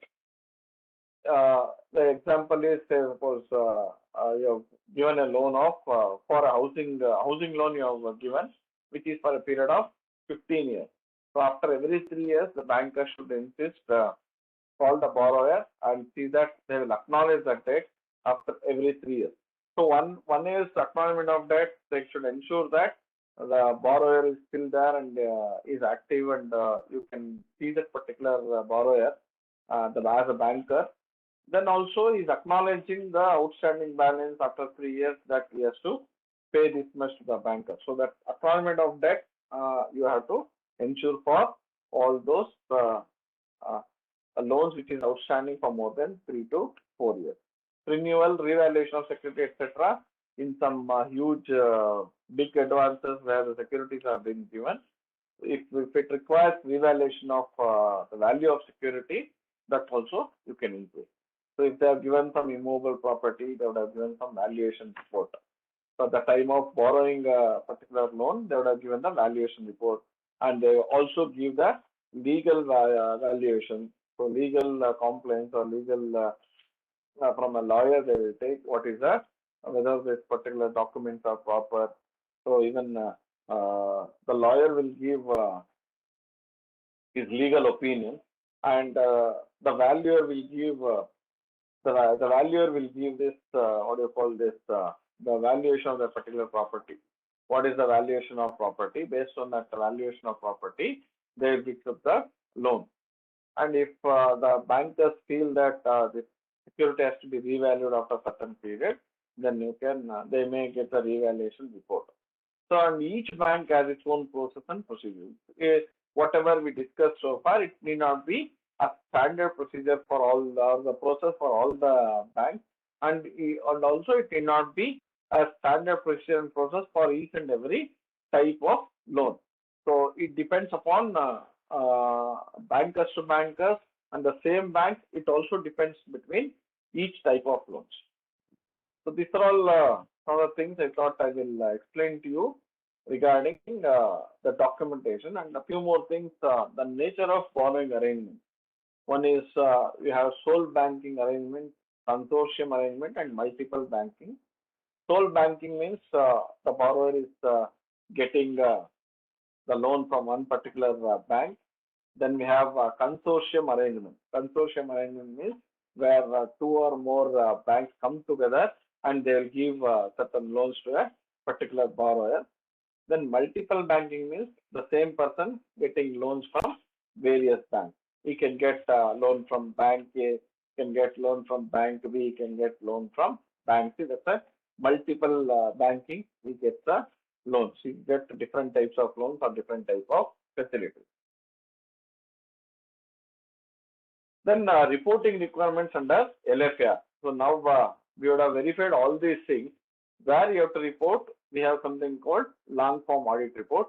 I'll not get into more details of LFR, only with respect to documentation I will tell. Maybe tomorrow's session where they'll be talking about long form audit report requirements. They also may mention about these things, but because I've dealt with the documentation, the LFR requirements with respect to documentation, let me just take you through. So with respect to advances, it asks these 5 questions: the credit appraisal, then sanctioning and disbursement, documentation, review, monitoring and supervision, guarantees and letter of credit. So credit appraisal, it says, in your opinion, as the branch generally complied with the procedures or instructions of the controlling authorities of the bank regarding loan applications, preparation of proposals for grant or renewal of advances, enhancement of limits, etc., including adequate appraisal documentation in respect thereof. So credit appraisal, already we have dealt in detail in the previous slide. So whenever the bankers are giving any loans, so there will be some instructions for each and every bank. So what are all the basic documentation or what are the basic tests you have to do to obtain the credit worthiness or credit appraisal of the borrower. So if you come across certain instances where the credit appraisals are not up to the mark or not done, then you may have to give the opinion. Otherwise, generally, whether if they have complied. So when you see the documentation, you will understand whether they have complied with all the requirements. I also mentioned in most of the cases nowadays, the documentations are kept at one particular place, not in the branch. So there may be a situation where you go for bank audit, but you will not be in a position to verify most of the documentation. Then what you have to write? How you will write this credit appraisal? Then you may have to give a disclaimer stating that since we are not in a position to verify the documentation because it's not in the branch, it is kept somewhere else, and maybe you should have insisted, and the bankers may say it's not required because there is a centralized storage of those documentation and a separate audit is taken care for that particular branch, then you can mention all those things and saying that since we are not verified those documents, then we are not in a position to give the exact credit appraisal measures that has been taken by the bank. So some kind of a disclaimer you can clearly mention in this particular point. Then sanctioning and disbursement, of course, this LFAR, it requires us to report on various aspects. So here also there are two things that you have to report. In the cases examined by you, it is not that all the cases you have to report. And whenever you select the documentation, you ensure that you are taking the documentation of the loans that has been sanctioned in the previous year. So I said we are doing the audit for the financial year 2020, that is from 1st of April 20 to 31st of March 21. So whatever that advances that has been given or sanctioned by the bank or the branch, we are talking about the branch in that particular previous year, in that if majority you cannot see, like it's not the 100% of the documentation you can verify because of paucity of time, because usually what happens the first week of April, they will ask you to start the bank audit and they'll give the deadline by 5th or 6th of April you complete, or 10th of April you complete, or 15th of April you complete. So usually you will get a very less time to do the audit in detail. So on the test check basis you have to do. That's what they say in the cases examined by you. So selection of cases is your choice, and you should ensure your diligence and selecting those cases where you select the cases which covers majority of the loans. Like you have to select the high value loans, borrowings in a particular previous year, so that for the year whatever the loans that has been given, at least ensure that 50 to 60% of that particular loans are covered. So examined by you, have you come across instances of credit facilities having been sanctioned beyond the delegated authority or limit fixed for the branch? Usually what happens for the branches, there will be a limit. So they will have certain limits. So if they can only sanction loans within that limit. If it is exceeding that limit, then they may have to go to the regional office, or when if it exceeds that limit, they may have to go to the central office or head office, something like that. So the bankers, wherever they are lending loans, first once you go into the bank, you should ensure that what are the limits fixed for that particular branch. So if you ask for the manager, he will give what are the limits that has been fixed for that particular branch, what is the limits of the bank manager. And if there are any loans that has been sanctioned beyond that particular limit, they are asking a question, are such cases promptly reported to higher authorities? So higher authorities means for branches in a regional office or central office, whatever, depending upon the next level of officers, they have to report it. Then the next question is, the cases examined by you, have you come across instances where advance have been dispersed without complying with the terms and conditions of the sanction? If so, give details of such cases. So like when you give the loan, there may be certain conditions. Like one of the things you can take an example is, like the banker says the example what I gave with respect to housing loan. So the borrower when once approached the bankers, the example I said 20% is the margin money that the borrower has to keep, so that when he deposits 10 lakhs in the account, then the bankers will give 50 lakhs. For 50 lakhs, 10%, 20% is the margin, that is 10 lakhs. So if there is something like that, where the bankers have to disperse loan after getting the 20% margin, you should ensure that it has happened. If that has not been complied with, so with the terms and conditions of the sanction, if that has not been complied, you have to give such details of such cases. So wherever it may be some out of 15 cases, 1 or 2 cases, this complaints won't have taken place. Then if you come across in the cases examined by, it's not that 100% of the cases, even there in the cases examined by you, if you have come across such instances, that you have to report it.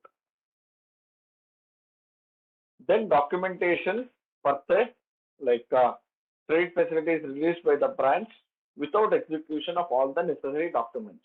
So this is reporting requirements with respect to documentation. Earlier we saw about credit facilities and disbursement. Now we are talking about documentation.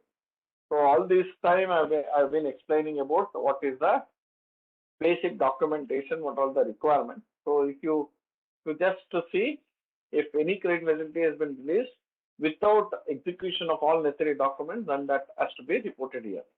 Then instance of deficiencies in documentation, non-registration of charges, non-obtaining of guarantees, etc. So there are various list of documents for a particular loan, advance assets, and if there are any shortfalls or any deficiencies in documentation, or wherever there are certain loans where it has to be registration, there charge has to be created, or you have to obtain a guarantee. So if those things have not been done, this is all covered as a instance of deficiencies in documentation, then you have to report. Whether advances against lien of deposits have been properly granted by making a lien on the deposit. So lien of deposits, that is fixed deposits, where you are borrowing. I was talking about assignment and lien, both. Even for a fixed deposit, you can take it as a lien. So if you are borrowing, if you are taking a loan against fixed deposits, you should ensure that a proper lien has been created and the original fixed deposits are there. So in case of those loans against fixed deposits, if proper lien has not been marked, then there is a deficiency in the documentation. So whenever you go for bank audit, all these loans against fixed deposits, it will not be kept in the central place. All those things definitely will be in the branch. If branch manager says, no, sir, we have a central bank assets or branch assets where all the documentation will go, will be lying with you people. The fixed deposits and all, it cannot go anywhere. It should be fixed deposits, gold loans and all. Most of this will be with the branch itself. So say suppose when you go for a bank audit and you find the loans against fixed deposits, there are say around 100 or 200 depending upon the size of the branch, or it may be 20, 30 also. Then you just ask the banks to bring all those documents. Say suppose 100 loans are there against deposits, you ask them to get all those documents. And for loans against deposits, there will be only one sheet of application and original fixed deposits will be attached to that. So that one person can spend 1 or 2 hours and you can verify all those 100 to 150, whatever the number of documents are there, and see whether the lien has been marked in a proper place. So wherever you feel that it is not there or original is not there, you can make a list of those documents. And deficiencies in documentation, sometimes even when as I told you, in case of facilities, that is cash credit facilities, it will be given against this stock statements. I said you can, one of you can sit and get all those cash credit loans, then ensure that the stock statements are given for each and every month, that is from April to March. If something is missing, you can say that you can make a note of it, and you can also report that as a deficiency in documentation. So this is with respect to the documentation. Now, before getting into the IRAC norms, that is income recognition and asset classification norms, maybe I can take few minutes of time.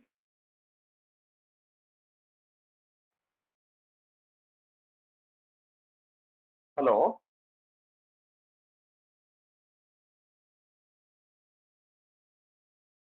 Hello.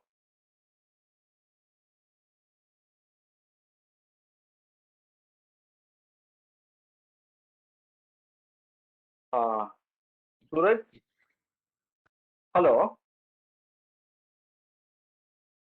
Hello. Yes, sir. Srinivas, sir. Yes, sir. Manjunath here. Just 5-10 minutes. I'll take a break. If there are any questions, I think the students can raise. Okay. So is that okay? That should be fine. Just 5 minutes. Yeah. Okay. Then I can start with this IRAC now. Yes. I'll stop sharing. Yeah. Okay. Right, sir. Right, sir. Can stop the video. Yeah, video will be there if there are any questions or something like that.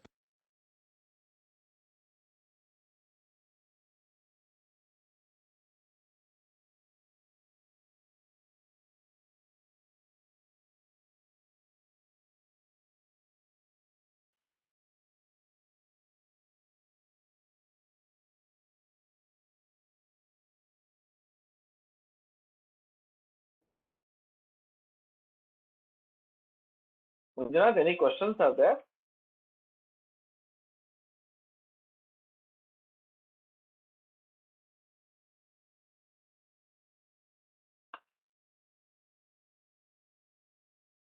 Manjunath?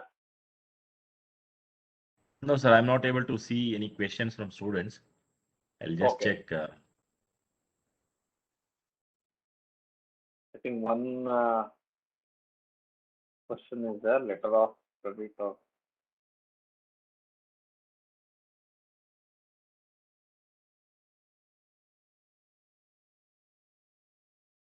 I think somebody has raised hands, Mr. Balamurali Tudipalli.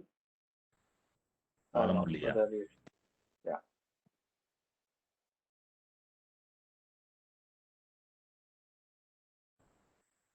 Balamurali, in case if you want to ask some questions, you can.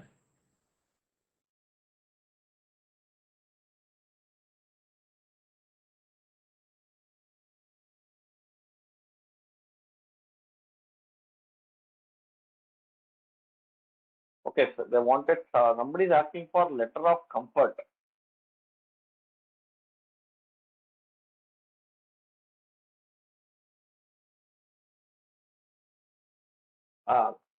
Akshay, Akshay,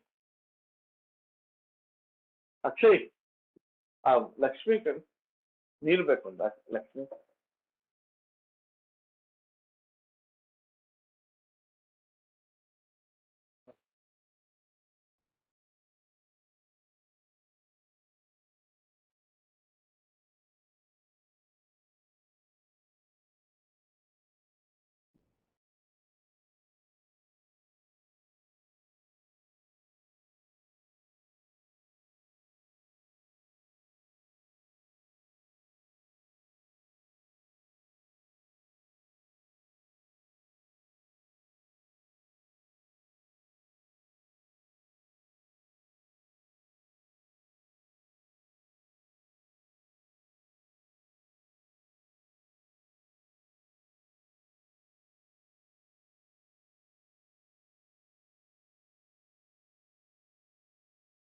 ಇಲ್ಲ listen back.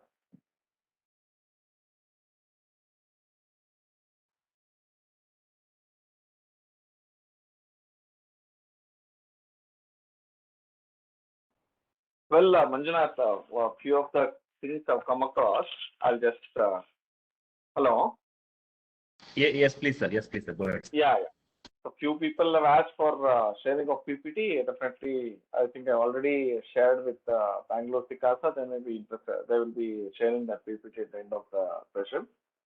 And few of you asked about letter of credit and letter of comfort. Just to elaborate difference between letter of credit and letter of comfort. As I explained to you earlier, letter of credit will be given by to the existing customers. Like say one person is dealing with another person, he may ask for the credit worthiness of a borrower. Means the person who is dealing with a customer. Just to give an example, in a bank there is one customer called A, and he wants to do some business with locally with some other person called B. So he may ask for the letter of credit, the worthiness of Mr. A. Then he may approach the bankers and he may say that this is a requirement to do business with B, is asking for my letter of credit, my credit worthiness. Then bankers, depending upon the transactions or depending upon the credibility of that particular person, they may give the letter of credit. While giving the letter of credit, they may also insist for bank guarantee. So it's not just sometimes they may not give letter of credit just like that. For giving some letter of credit, they may insist on bank guarantee. So that letter of credit they will take, and he will give to B, and then there will be a business transaction. This is within a country where A and B are doing the transaction. Now I gave an example where there is a transaction between two persons of two different countries as well. Now I may be an exporter or importer. Now let me take an example of exporter. Mr. A is an exporter. He is doing manufacturing certain products, and he is is exporting to a person B in some other country. So he will have some doubts whether once I export these goods, whether I will receive the amount from that particular person. Then this he may insist for letter of comfort. Letter of comfort meaning, so the bank, because he may not be in a position to get to know the creditworthiness of the person who is buying the goods. So he will insist for the bankers with whom that buyer is dealing and the bankers with whom this person is dealing. The bankers will give a letter of comfort. So the banker will ask, my customer is exporting to you, your customer. So whether your customer's creditworthiness, whether you can ensure that, whether you can give us the creditworthiness, because the exporter cannot go and do physical verification of the person in other country. Then the bankers will give letter of comfort. So based on their transactions and based on their creditworthiness, the person, the importer banker, he will give the letter of comfort to the person who is exporting from India. So that will be something called letter of comfort. The bankers to bankers, there will be a letter of comfort. For that giving letter of comfort, they may charge some charges. That banker also may charge. This bank also may charge. Then when once they get the letter of comfort, so they will export the goods and they will give these documents to the bankers. Right away they will give the documents to the bankers, not to the importer. And the bankers will give the documents to the person who has imported when once they receive the amount from the importer, and that amount they will transfer it directly to the exporter's bank. So this is something called letter of comfort, which may be a little bit different from letter of credit. And most of the banks, of course, when once you go into the city branches, sometimes you may get to these type of documents. Otherwise, in most of the banks, you may not come across practically these type of documents as well. Was that clear?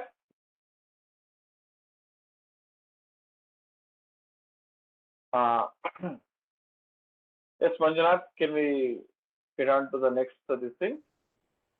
Yes, please, sir. Yes, please, sir. If there are no other questions, then we will just move on to the. I think the audibility and all is okay for all of you, all the students, and I think. Yes, sir. Yeah. Audio and video is good.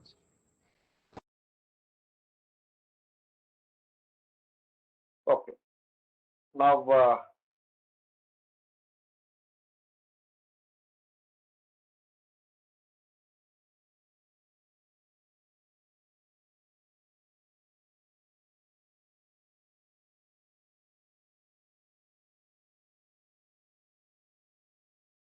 okay. Now, after understanding this, documentation requirements, the next part of the discussion is IRAC norms. What is this IRAC norms? This was introduced in the year 1992 based on Narasimhan Committee. Before 1992, we didn't have this IRAC norms. I told you that I'm doing audit from 1992 when I was in the first year of articles, or maybe I just completed 1 year, or not even first year. I think I was within that first year. 1991, I started my articleship. We do in the month of August after my BCom. So usually we do this bank audit in the month of April. So first year when I went there, these prudential norms were not there, even though I did the audit in 1992. That in 1993, all these things came. This IRAC norms came, introduced in the year 1992. And the policy, what do we mean by IRAC? Policy of income recognition to be objective, and based on record of recovery rather than on subjective considerations. So IRAC, as you see the four words IRAC, first one is income, second one is recognition, then the third A is asset, the fourth letter C is classification. So income recognition on based on asset classification. So this is a concept which came, and main thing of this income recognition, it should be objective based and not subjective consideration. So that was the main purpose of getting this IRAC norms. This IRAC guidelines is for, as I explained, income recognition, asset classification, provisioning, and other related matters. These guidelines are commonly referred as prudential guidelines or prudential norms, meaning careful and avoiding risk assets. So initially, when this IRAC norms came in the year 1992, it was almost for, if I remember vaguely, it was almost for 18 months. The window was 18 months as such. Then it came to 15 months, 12 months. So that is 4 quarters, 3 quarters, 2 quarters, and at presently it is 1 quarter, that is 90 days. So IRAC norms, if you want to understand is, it's the meaning of IRAC is income recognition and asset classification. Based on the classification of assets, the income recognition norms will apply. So what we are understanding in IRAC, RBI guidelines with respect to the classification of advance, then classification norms for NPAs. NPAs means non-performing advances or non-performing assets, what we call. Then we will understand something about income recognition. Then we will understand about provisioning requirements, and finally the disclosure requirements of all these advances assets. When you are doing the bank audit for the first year or second year, most of the time you may not be given all these work assets, like your seniors or your principals will take care of all these things until unless you are proactive or you prove that you are capable of doing all these things. So that proving your capabilities, it's not in the bank audit you have to do. While you are working in the office, you should give that much of confidence to your seniors and to your principals that, okay, if I give this particular work to this particular person, you will at least come out with some value addition. So those things, if you want to do, you have to learn, you have to read certain things and also learn certain things on the job. Okay. Now, classification of advances. We are talking about asset classification. So basically, there are two types of classification of assets. One is performing asset, the other one is non-performing asset. So let us understand there are two types of classification of an asset. Asset here means I'm referring to advances, that is loans that has been given. So performing asset or non-performing asset. When I say about performing asset, a performing asset is such asset which generates income for bank. So generating income for bank is a performing asset. Not generating income for bank is a non-performing asset. So performance means you are generating income. Non-performing means you are not generating any income for the bank. So asset includes even leased assets, and it also becomes non-performing when it ceases to generate income for the bank. And the performing asset means an asset which is serviced regularly with payment of interest and principal amount.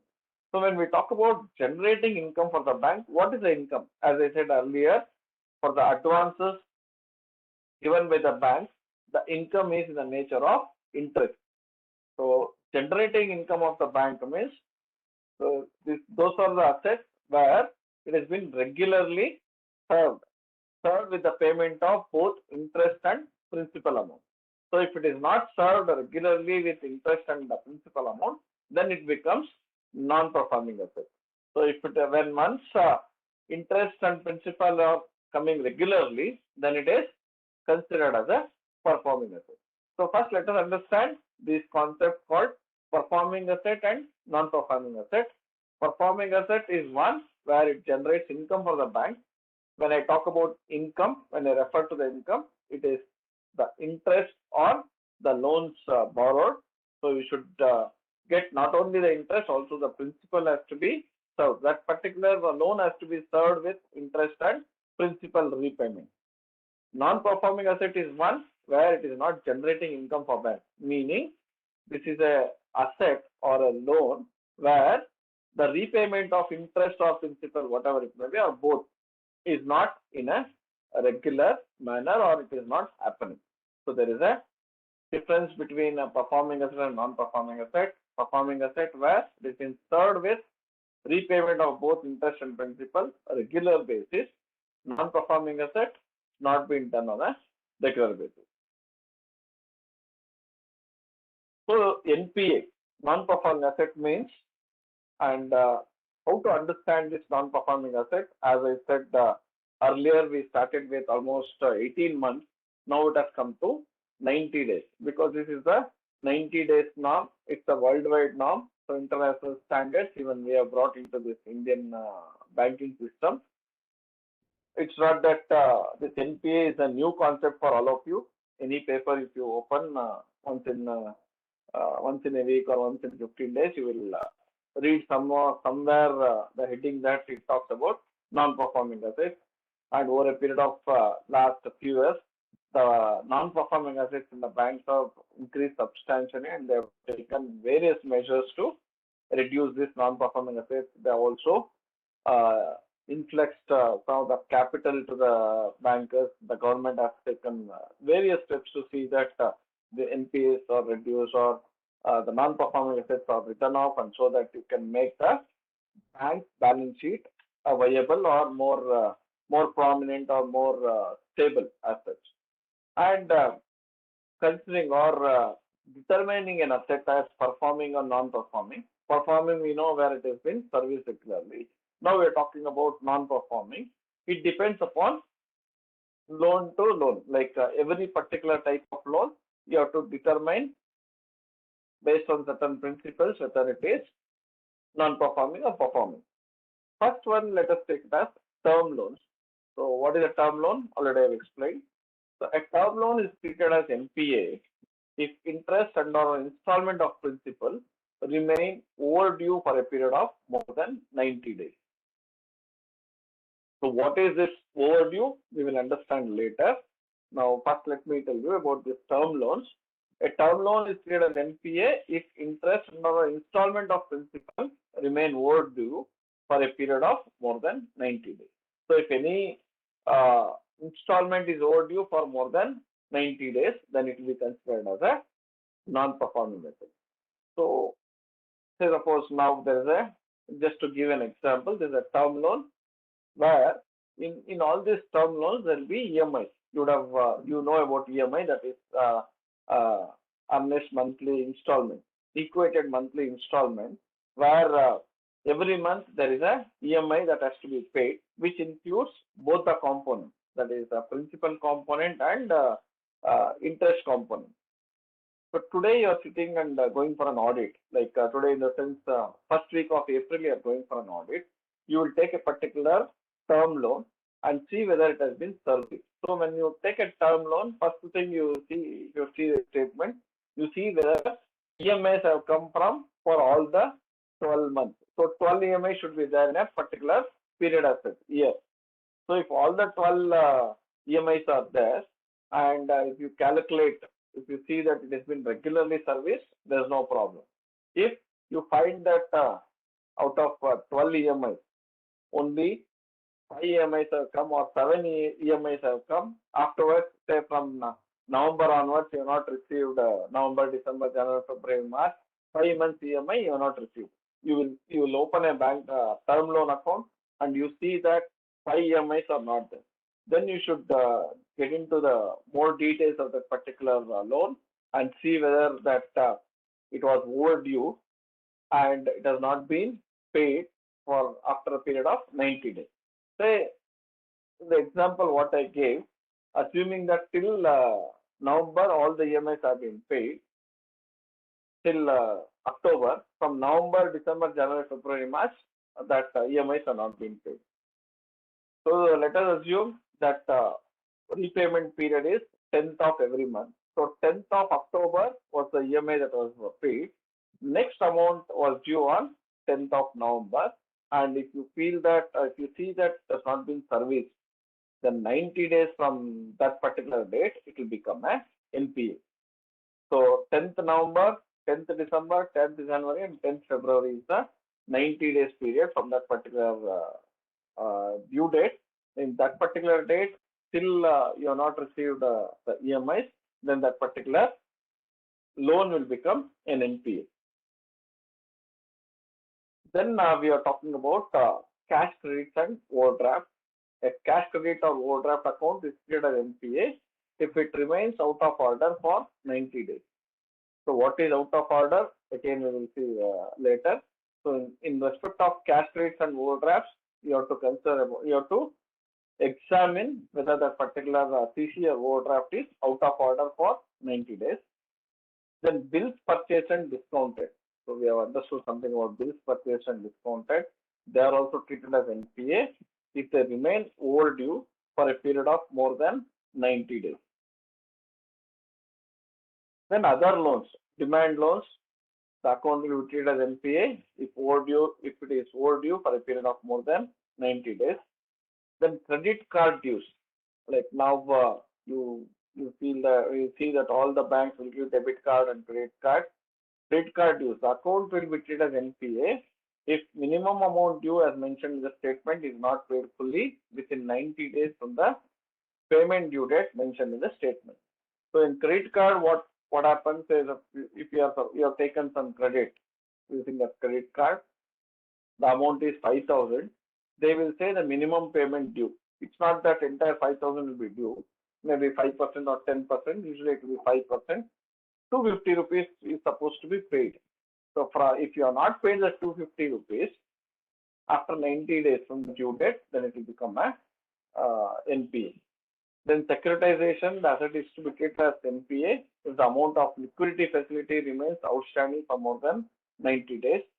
Then derivative transactions, the overdue receivable if they remain unpaid for a period of 90 days from the specified due date for payment.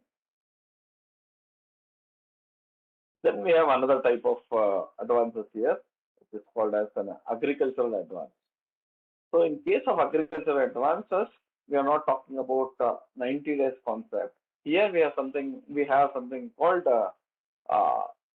crop season. So there are two things in this agricultural advances. One is long duration crops. The other one is short duration crops. So in case of long duration crops, an account will be considered as an NPA, that is non-performing asset, if the installment of principal or interest thereon remains overdue for one crop season. Let us understand what is that crop season afterwards. Now, to understand the treatment of an NPA, in case of long duration crops, an advance will become NPA if the installment of principal or interest remains overdue for one crop season. In all this time what I have discussed in all these type of loans, if either of the interest or principal is overdue, then it will become overdue. It is not that if the person pays the interest and principal is overdue, will that be considered as NPA? Definitely it will be considered as NPA. Then short duration crops, it will become a non-performing asset if the installment of principal or interest thereon remains overdue for two crop seasons. So the difference between long duration crops and short duration crop is, in case of long duration crops, if the installment is due for more than one crop season, it becomes an NPA. In case of short duration crops, if the installment of principal remains overdue for two crop seasons, it will become an NPA. What is this long duration crop? And what is this short duration crop? Long duration crop means such crops where the crop season is longer than 1 year, and short duration crops are those crops where the crop season is less than 1 year. So there are certain crops where it may take more than 1 year to grow, and there are certain crops where it will take less than 1 year to grow. So less than 1 year, it is considered as short duration crops. More than 1 year, it is considered as long duration crops. So in case of long duration crop loans, it will become NPA if one installment is, if it is overdue for one crop season. In case of short duration crops, it will be considered as NPA if it is overdue for two crop seasons. So for example, long duration crops, I will give you an example of the sugarcane. Sugarcane, they say it will take almost 15 to 18 months. Let us take, for example, it will take 15 months. So it is beyond the 1 year, that is beyond 12 months. So it is considered as long duration crop. So there is a first installment due on a particular date, and the crop season is 15 months. You have to see whether that has been serviced in the next 15 months. If it is not serviced in the next 15 months, that is one crop season has elapsed, then it will become as NPA. The other example I can give is for paddy or wheat, where assume it will take 6 months. 6 months means it is less than 1 year, then it is considered as a short duration crop. In this case, where it is a short duration crop, you have to wait for two crop seasons. So 6 months plus 6 months, two crop seasons will become 1 year. So if some installment is due up to 1 year, beyond that 1 year, it will be considered as a non-performing asset. So what do we understand by these crops? When we are talking about long duration crops, short duration crops, and also we mentioned crop season longer than 1 year and crop season less than 1 year. What do we understand by this crop season? For each crop means the period from sowing of seeds to harvesting of the crops raised. So it starts from the starting till the ending. So it starts from sowing of the seeds up to the harvesting of the crop, that is considered as a crop season. So all the process, like when I said sugar cane or paddy, it starts from sowing the seeds and finally when you get the harvesting. And who will decide this crop season?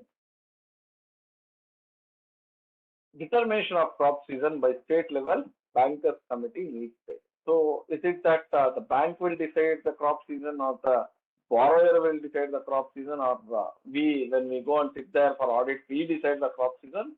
The answer is no. It will be decided by the state level bankers committee. So each and every district will have a they will have some group of in a particular district.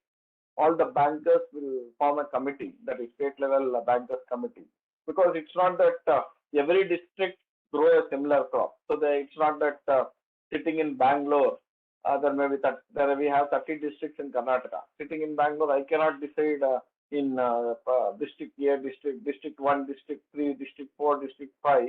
These are all the crops, so this will be the crop season. So this state level bankers committee, they will have a committee which will be formed within the district, and they will decide. So in this district, these are all the crops that have been grown. So suppose if I take Mandya district, there sugarcane will be grown more.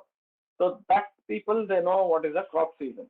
So like that, other places where paddy is grown or where wheat is grown. In Punjab, if you take, wheat is grown. Or if you take Madikeri and all, where coffee and other things are grown, Chikmagalur, all those places. So they know what is the crop season. So that particular committee, that bankers committee. So all the bank in that particular district, they come together and they decide for this particular crop, this will be the season. So for paddy, this will be 6 months, for sugarcane 18 months. So based on that, there will be a circular issued by that state level banking committee, bankers committee. On that basis, we can decide whether it is a short-term loan or not short-term loan, short duration crop or long duration crop. So when once the bankers may say short duration crop, they may say it is long duration crops because you will get more time. So they may say for a particular crop, you may say that it's 6 months or 8 months. They may say, no, sir, it is 12 months or 15 months. So instead of getting into argument with the bankers, which we may not be knowing technically, so we should ask for this, insist for this state level bankers committee report. For every year, there will be a report. You get that report and ensure that these are all the agricultural loans, these are all the type of crops. For this crop, this is the duration. Based on that, if it is less than 1 year, you decide it as short duration. If it is more than 1 year, you can consider it as long duration. So which are all the loans that will be coming under this above norms, that is farm credit, agriculture infrastructure, and ancillary activities, all related to agricultural advances. This crop season concept will come into picture. Then we have discussed about overdue. I said I will explain to you later, but a few things I have already told you about overdue. Just to get into the word by word definition of overdue: any amount due to the bank under any facility is overdue if it is not paid on the due date fixed by the bank. So I gave an example of EMI where November every month the 10th is the due date for making a payment. So October 10th EMI has been paid and November 10th EMI has not been paid. So if it is not paid on that particular date, from that date fixed by the bank, it will be, the overdue will start.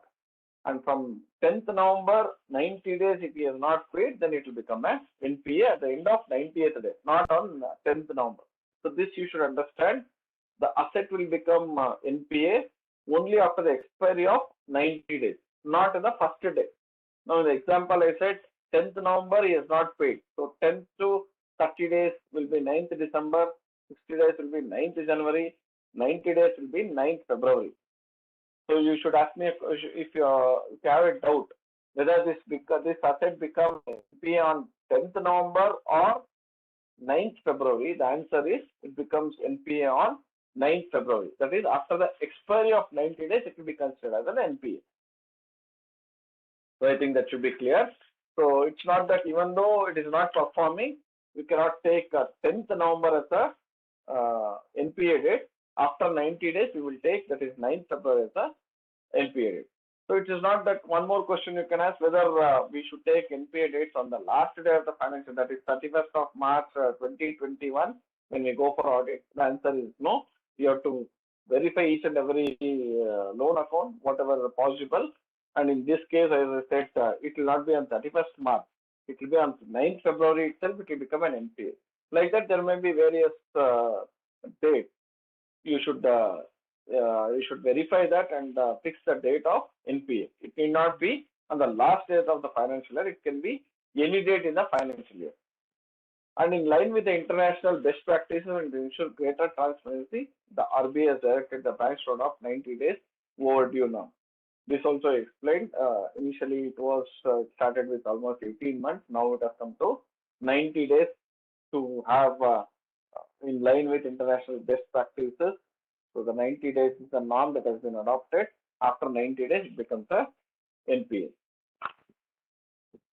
Then we discussed about out of order in case of cash credits and overdrafts. So an account should be treated as out of order. So when an account can be treated as out of order, so these are all the three criteria. So it says RR. So this the three criteria. If the outstanding balance remains continuously in excess of sanction limit or drawing power, whichever is lower.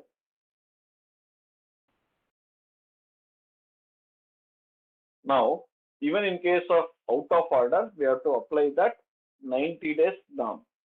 Like overdue, we have applied 90 days norm. Even in case of out of order, we have to apply this 90 days norm. So this is with respect to cash credits or OD facilities that has been given. So based on the documentation, assume a borrower has got a sanction limit of OD or cash credits or OD of say 10 lakh rupees.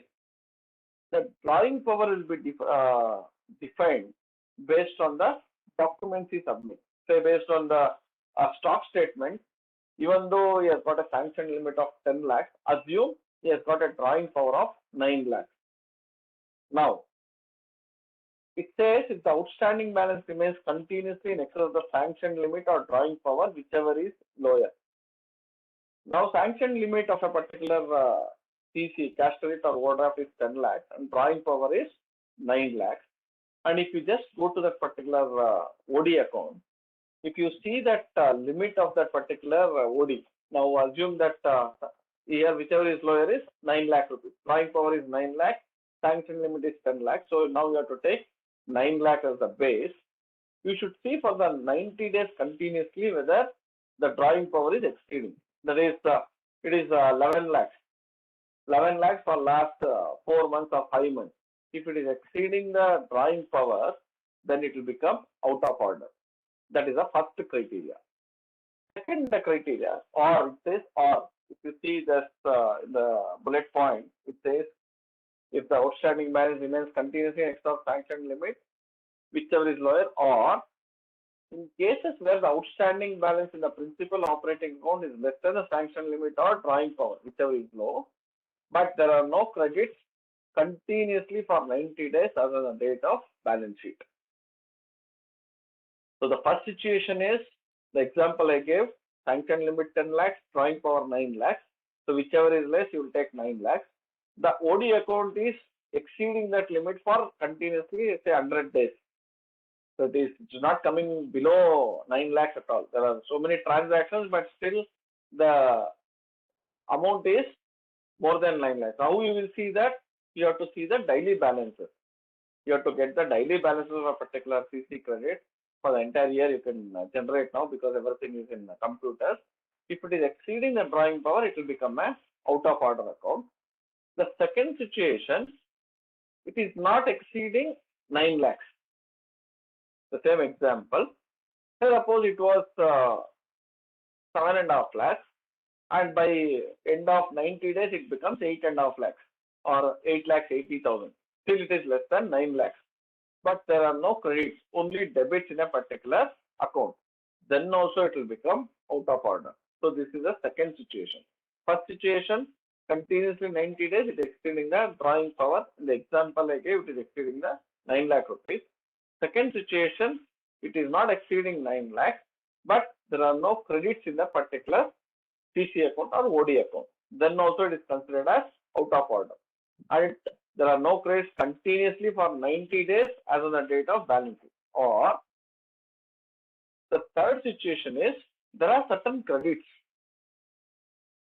but that credits are not enough to cover the interest debited during the same period. So now you will take a window of 90 days. In the examples I gave, second situation where there are no credits. Third situation, there are some credits. So it was 7.5 lakhs, now it has become 8,80,000. Now it has become 8,80,000. There is some credit of 20,000. So if that 20,000 was not there, it would have become 9 lakhs. Because that 20,000 credit is there, it has become 8,80,000. This is the third situation I'm saying. Now there are certain credits. It is not coming, means it is not falling under category 1. It is not falling under category 2 because category 2 says there are no credits. Third category says there are credits. But interest debited in that last 90 days period is, assume it is 25,000. Now the credits is 20,000, interest debited is 25,000. This 20,000 will not cover the interest debited during the same period, that is 90 days. Then also it will become out of order. If all these criteria, means any of these criteria is there in a particular cash credits or overdraft account, then it becomes out of order, and then it will be after 90 days it will be considered as a non-performing asset. I hope you would have understood about overdue and out of order situation. Now coming to the broad categories of advances for IRAC NAMs, we have performing assets. It is considered as standard asset. When it comes to non-performing assets, again we have three classifications. One is a substandard asset. Next we have doubtful asset. The third one is loss asset. So performing asset being a standard asset which do not disclose any problems and does not carry more than normal risk. So that is considered as standard asset. You know the definition of standard asset, where it is being serviced regularly with the repayment of interest and principal amount. The non-performing asset, substandard asset, which has remained NPA for a period less than or equal to 12 months. So in the example, one of the term loans example I gave, November 10th, from November 10th onwards, it is not being serviced. So February 9th, 2021, it has become NPA. On 31st of March 2021, the status of NPA, the period of NPA is less than 12 months. So it will be a NPA, but it is a substandard asset. Then when it will become doubtful asset, which has remained as substandard for a period of 12 months. So from 9th February 2021, still nothing has been serviced, it is an NPA. 9th February 2022, it will become a doubtful asset. Then there is the other category of loss assets. Loss has been identified with the bank or internal or external auditors or RBI inspection. So there is a situation where the bank itself has identified a particular asset or advances loss, or based on the auditor, the external auditors like concurrent auditors or RBI inspection auditors, they will say that this is not recoverable, then it will be considered as loss asset. Upgradation of NPA accounts is permissible on repayment of arrears of interest and principal by the borrower. So that in the example I said, it will become an NPA on 9th of February. Assuming by 31st of March he will repay all the 5 installments. Then from NPA it becomes PA, that is performing asset. Such account should no longer be treated as NPA and may be classified as standard asset directly. Upgradation within NPA category is not permitted. So when there is a non-performing asset, if it has been serviced with both interest and principal, it will be straight away considered as a performing asset. But within the category of NPA, that is, if you have considered it a doubtful asset, you cannot make it as substandard asset. It should, if it is an NPA with the same classification, even if it is serviced, still it is an NPA, it will be in the same category.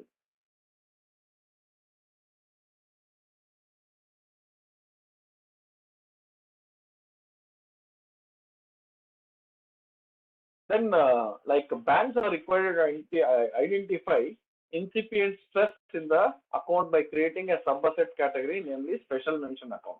So nowadays, bankers have been insisted to categorize all the advances as SMA account, that is special mention account.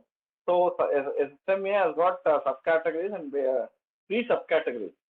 SMA 0 means principal or interest payments not overdue for more than 30 days, but account showing signs of incipient stress. So in they will have this, they will generate this particular SMA reports every quarter. They will generate. If a particular asset has not been paid within overdue for less than 30 days, they will categorize it as SMA 0. SMA 1 means principal or interest payment overdue between 31 days to 60 days, and SMA 2 principal or interest payment overdue between 61 to 90 days. So these things have started long back, but of late the bankers, whenever you go for audit, you should ask for this SMA report so that you can see whether there is any loans where it is slipping from performing to non-performing. You can just take care of those things or review that in more detail. Then we will get into this classification norms for NPAs. I'll just run through these things because already we are in 6:30. So still, I think I've completed around 28 slides out of 50 slides. So I'll be a bit faster here. So people should bear with me. Accounts classification norms for NPAs. Accounts with temporary deficiencies not to be classified as NPA. So if what do you mean by temporary deficiencies? Means like I was talking about obtaining the stock statement in case of cash credit. So if one of the months you have not received the stock statement, it can be considered as temporary deficiencies, and you should not go for classifying such assets as non-performing assets. And you should also see some of the assets regularized here about the balance sheet date and after balance sheet date to be handled properly. So there one asset has not been serviced, but suddenly at the time of balance sheet, at the time of finalization in the month of March or first, second or third of April, that has been regularized.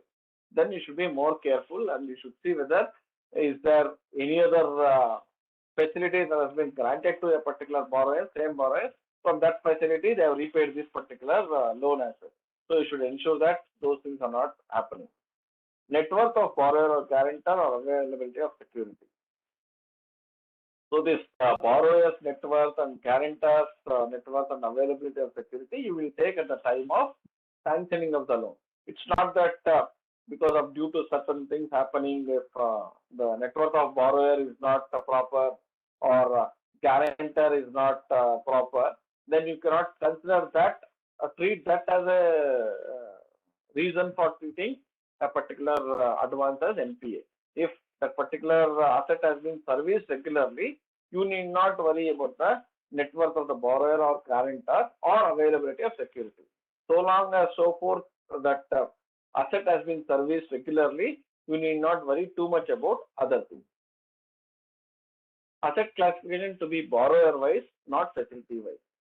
So whenever you go to a bank audit, the classification of asset, what is asset classification? The performing asset or non-performing asset. It should be borrower wise and not facility wise. A particular borrower has got various facilities. And one thing you should understand here is, if one asset is performing, one facility is performing, other facility is non-performing, you should consider everything as non-performing. Even the performing asset should be considered as non-performing. I'll give an example. One person would have taken 4 types of loans in a bank. One is a vehicle loan, you would have taken a housing loan, you would have taken a cash credit, and you would have taken a personal loan. So out of these 4, assume that 2 or 3 are performing, 1 is non-performing. Then you have to categorize everything as non-performing assets. Similarly, there will be certain advances given to primary agricultural credit societies, PACs, or FSS, that is Farmer Service Societies, under on-lending system. This it will take more time for me to explain. So because of paucity of time, I'm not getting to this detail. This is a situation where the bankers will give loans to this society, that is FSS or PACS. In turn, these societies will give loans to the members of the society. So assume that there are 3 or 4 types of loans that they are given. So one loan they will give to, these are all basically to small and medium enterprise or small and very small farmers. These societies they will be helping. Assume that there are 3 facilities given.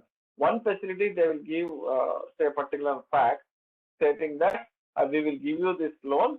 You identify the farmers in your locality and give this loan for getting sheep or cow or buffalo, whatever that animal. Then one more loan they will give, and they will say for this particular loan you identify people to get what do you say that let them buy tractor which will be used for agriculture purpose. Another loan they will give, and they say whoever wants to get a borewell in their land, use this particular facility and give borewell loans to the farmer. Now, the first classification I said borrower wise, the classification should be borrower wise, not facility wise. So if you take these 3 loans, it will be in the name of this PACs or FSS. In turn, in the PACs books, they will have for each and every loan, they may be having some 100, 200 farmers. So the 3 loans, assuming that 2 loans are serviced, 1 loan is not serviced and it will become NPA. In these situations, considering the above line, that is borrower wise, not facility wise, I cannot consider all the 3 as non-performing. In these situations, the performing will be performing, non-performing will be non-performing.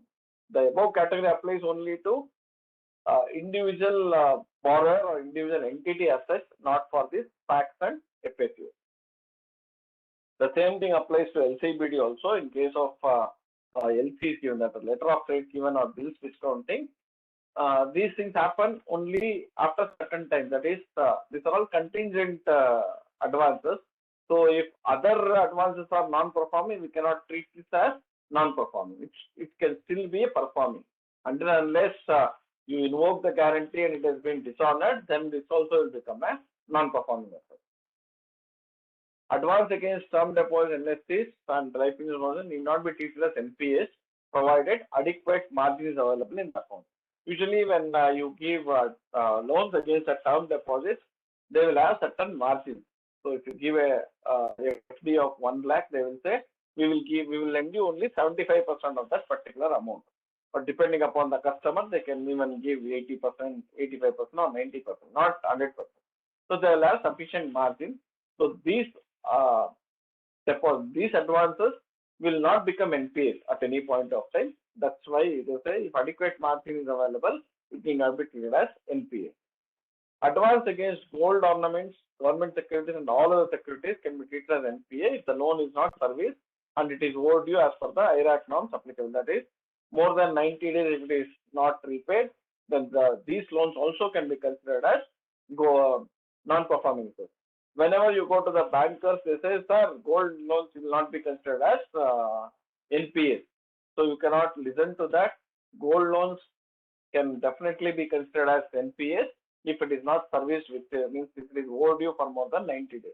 Usually the bankers will try to confuse you and say that, no, sir, gold ornaments, gold loans is not NPA. It cannot become NPA because we have gold ornaments with us. So that you cannot buy that argument. See that if it is overdue for more than 90 days, you have to classify it as a non-performing asset.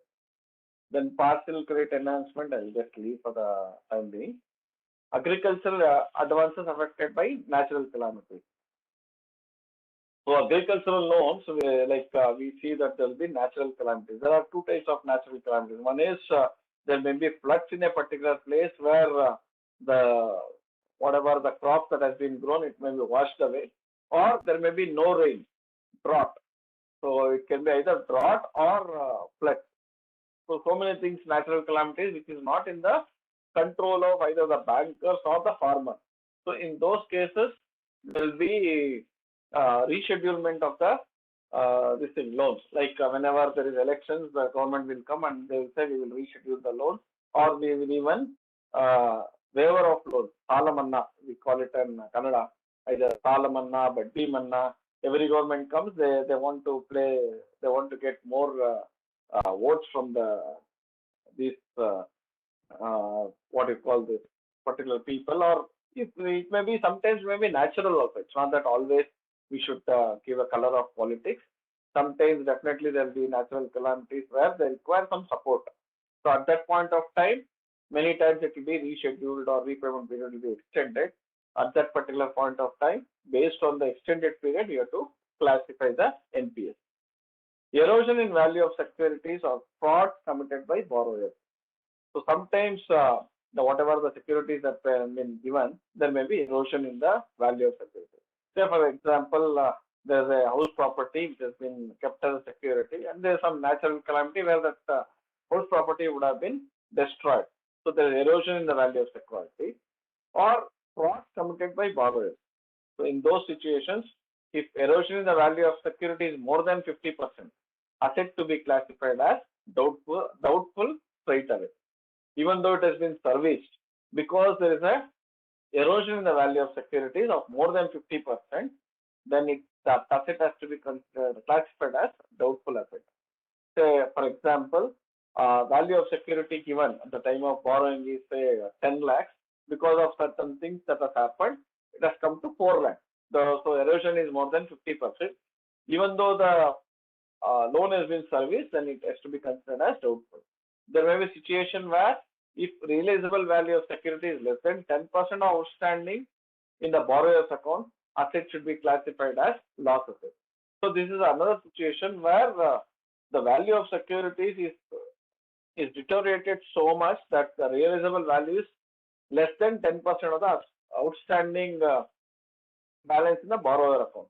So one example where he has given a security of 2 lakhs and his outstanding balance is 1 lakh, and there is an erosion in the value of the security where the value of the security is less than 10% of the outstanding amount. So his outstanding amount is 1 lakh, 10% of that 1 lakh is 10,000, assuming that the security value is 8,000. So it has come down less than 10% of the outstanding balance, then it will be considered as a loss asset, not the doubtful asset.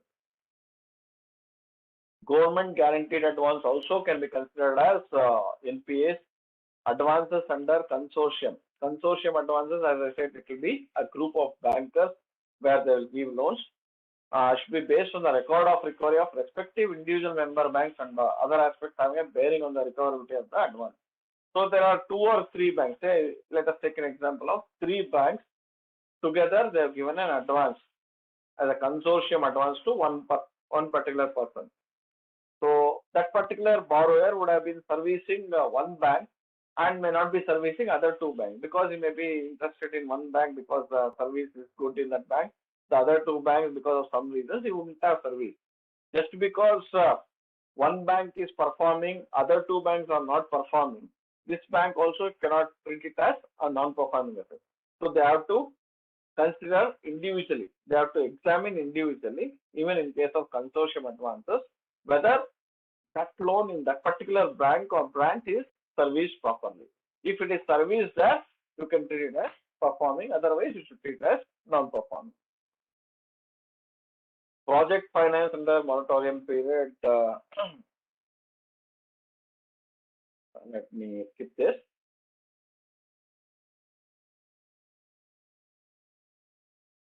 The moratorium period means okay. Sometimes what happens in case of this moratorium, to give an example, say suppose you would have a person would have taken housing loan, where what I have written is something, what I am telling is a different example.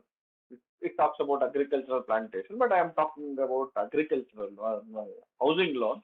Say suppose a person has taken a housing loan for construction of a property, and assuming that construction takes place for say 1.5 years, so the banker says we will give you the loan and we will start charging the interest, but we will give a moratorium period or gestation period of say 15 months because your construction period is 18 months, or it may be such that they may also have an understanding that they will give a moratorium period of 18 months or 24 months. So where they say after this 24 months your EMI will start. Till that time they will be debiting the interest, that you should not consider it as you should not apply these norms and consider it as performing or non-performing. The other example I can give you is with respect to education loan. Like I said, you can go to a particular bank. If you are doing CA, you can get an education loan. Even in case of education loan, it so happens that during the period of education, that is a course, like say suppose let us take example of CA itself. You go and approach a bank and say that I have completed my second PUC or BCom, whatever it is, and I have to do my CA course. So bankers will understand because by this time they know what is the CA course. They will say that okay, we will give you a loan. We will give you a loan where there will be a moratorium period of 4 years, because 3 to 3.5 years is what an intelligent student or a student may take to complete CA. And they also say that maybe another 6 months after completing CA, you have to get a job and you have to get yourself established so that you can repay the amount. So when they give the education loan, they say 4 years. The course period is 3 years, but we will give you 1 more year. 4 years, we need not pay anything. We will be debiting interest from after 4th year. That is after 48 months. From 49 months, you have to start repaying, irrespective of whether you complete the course or not. You have to start repaying. So there will be a moratorium period. So while calculating NPA, just because interest has been charged and it has not been serviced, we will not treat it as NPA, applying this IRAC norms. Then advances to staff. So this also like similar to what I explained to you regarding that gold loans. The bankers will say, sir, they're all staff members. We have their all retirement benefits. We have PF with us. We have gratuity with us. All those things, superannuation with us. So this staff loan can never become NPA. So just don't listen to all those arguments. Even staff loans, if it is not serviced, then you should ensure that it has to be classified as NPA. Because staff loans, what happens? There will be standing instructions where the bankers have to recover. So earlier it was all manual. Now I think with this computerization and CBS environment, automatically most of the things will be debited to their respective accounts and credited to the loan accounts as such. So now you may not come across all these irrecoverable things, but earlier, well, manually it was done, the irrecoverability would have happened. And there will be some cases where when a staff has taken an advance, he'll be in one particular branch. After 3 years, he'll be transferred, but the loan account won't have been transferred. It will be in the same branch where he has taken the original loan, and it will not be serviced. So at that time also, we should ensure that it is properly serviced, otherwise it will be considered as a NPA. And one more thing, in case of staff loans, so in case of housing loan or similar advances granted to staff, members where interest is paid after recovery of principal. So say in case of staff loans, the bankers will say first we will recover the interest and then you start paying the principal amount. So the terms of loan is such that first we will keep debiting the interest, you keep on paying the interest. Finally, we will after the recovery of the interest, we will collect the principal. So in those cases, we cannot say that because principal is not repaid, we will consider it as NPA. So we should see the terms and conditions of that particular loan, and based on that, we will decide whether it is a performing or non-performing. And when we talk about staff, when they take loan for staff, banker is acts in a two different capacity. One as a banker, one as an employer. The staff advances by a bank as an employer and not as banker are required to be included under the subhead others under the schedule of other assets. So if a staff is taking some advances from the banker and the banker is giving as an employer, say like he's giving some salary advance he's taking, or some festival advance is taking, or some medical advance is taking, that we cannot consider it as a borrowing, and we cannot classify it as under the head borrowings and apply this 90 days norms and all. So only when the staff borrows certain loans, like he will take housing loan, vehicle loan, gold loan, whatever the general loans given for public, the staff is taking, that has to be considered as a loan. And any advances taken by the staff as a employer, the bank is giving as an employer, that should not be considered as a advances. Advances granted under rehabilitation package. Okay, I'll skip this. Post-shipment supplier credit, where the credit extended by banks or guaranteed by Exim Bank. The extent to which payment has been guaranteed from Exim Bank, that portion of advance may not be treated as NPA. Post-shipment supplier credit, where after the shipment is done, the Exim Bank may give certain guarantee. So there may be a situation where there is a borrowing of by the exporter, there is a borrowing of 50 lakhs. The Exim Bank may say, I will give a guarantee of 10 lakhs. So then 40 lakhs the exporter has to pay. If there is a situation where it has to be considered as an NPA, that portion of advance as guaranteed by Exim Bank need not be considered as NPA. So on the date of NPA, assume that 50 lakhs loan, there is an outstanding of 35 lakhs. Exim Bank has given guarantee for 10 lakhs. So we will treat 10 lakhs as performing and 25 lakhs as non-performing. These are from the IRAC norms with respect to asset classification. Now we have understood the last two words, that is in IRAC, we have understood the AC, that is asset classification. Asset classification, two types, performing assets, non-performing assets. Non-performing assets, three types, that is substandard asset, doubtful asset, and loss asset. Now we are coming to the first two letters, that is income recognition. The policy of income recognition has to be objective and based on the record of recovery. So it should be based on the record of recovery. So just like that, the bankers should not keep on recognizing the income. So the guidelines requires that banks should not recognize income on non-performing assets until it is actually realized. This will apply to government guaranteed accounts also. So one principle you should understand is the income recognition. What is income here? income on for the bank is interest that will be earned on the advances made.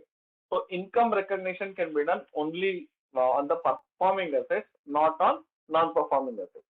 So all these non-performing assets you should not recognize or realize accrue the interest.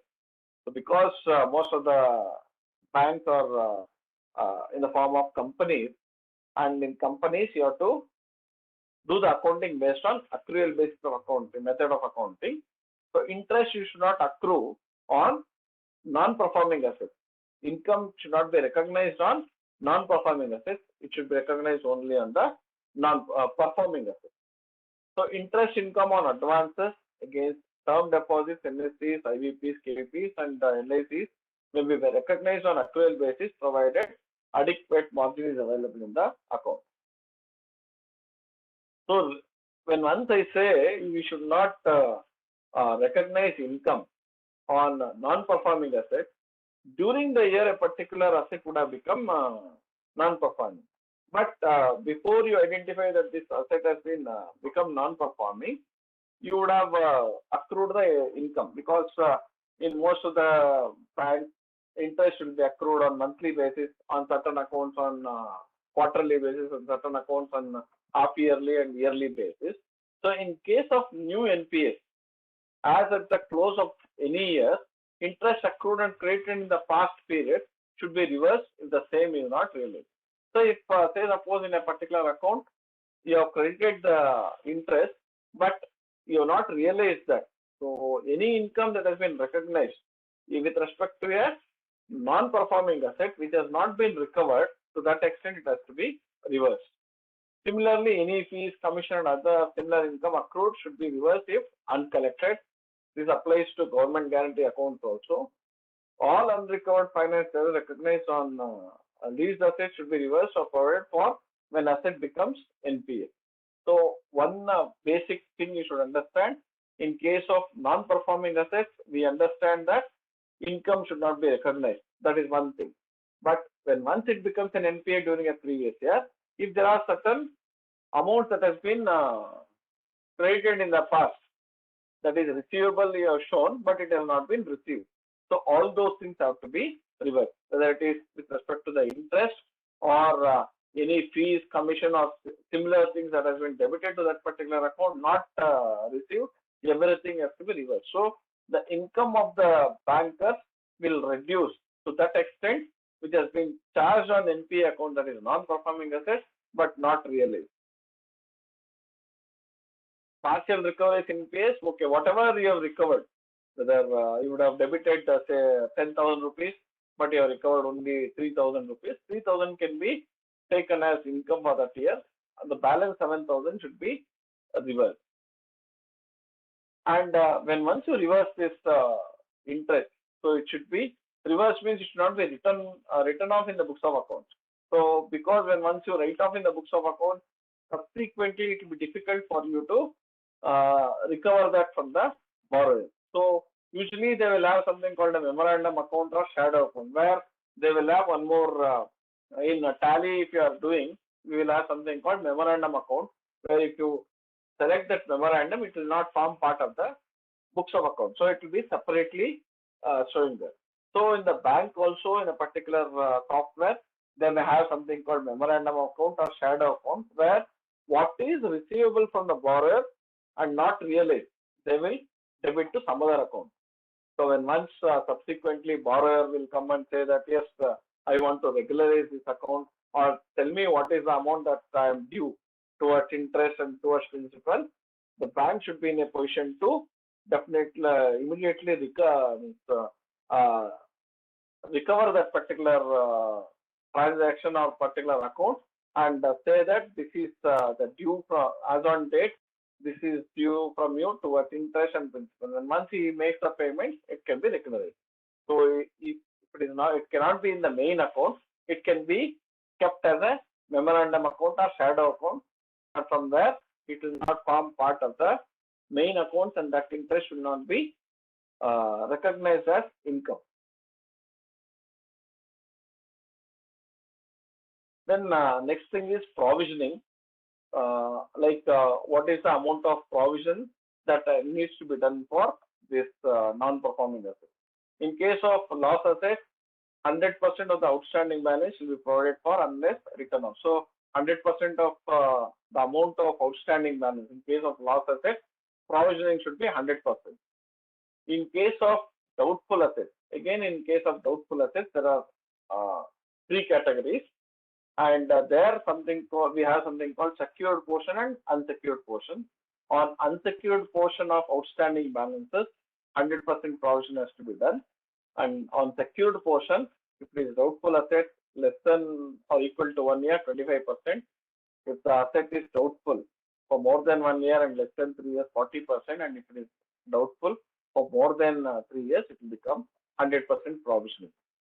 One thing, let me tell you, provisioning most of the provisioning things will be done at the head office. You need not worry too much about the provisioning, but of course, it's better to know these percentages. So whenever, if you get an opportunity to see these things, you can apply these provisions and verify whether what the things done by the bankers are correct.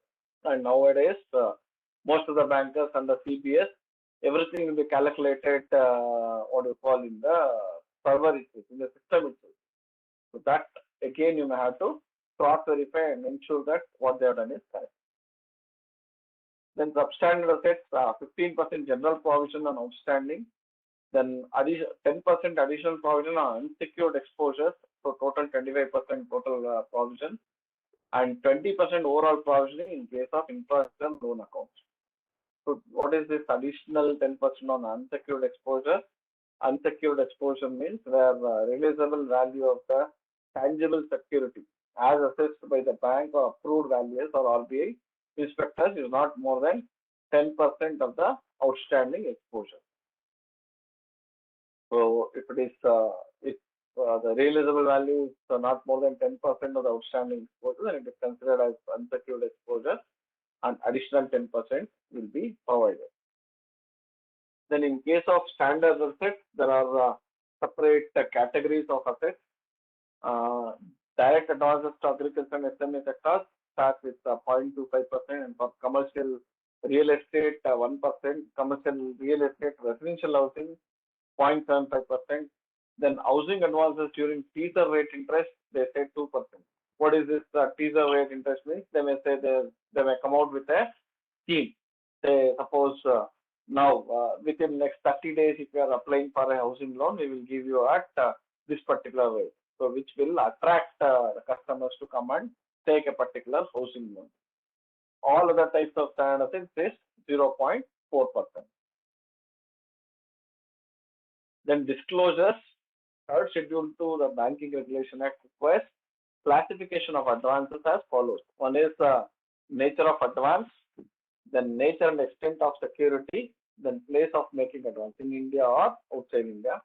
We just get into this thing. Nature of advances, it can be either bill purchased and discounted, or it can be in the form of cash credit, overdrafts and demand loans, or term loans.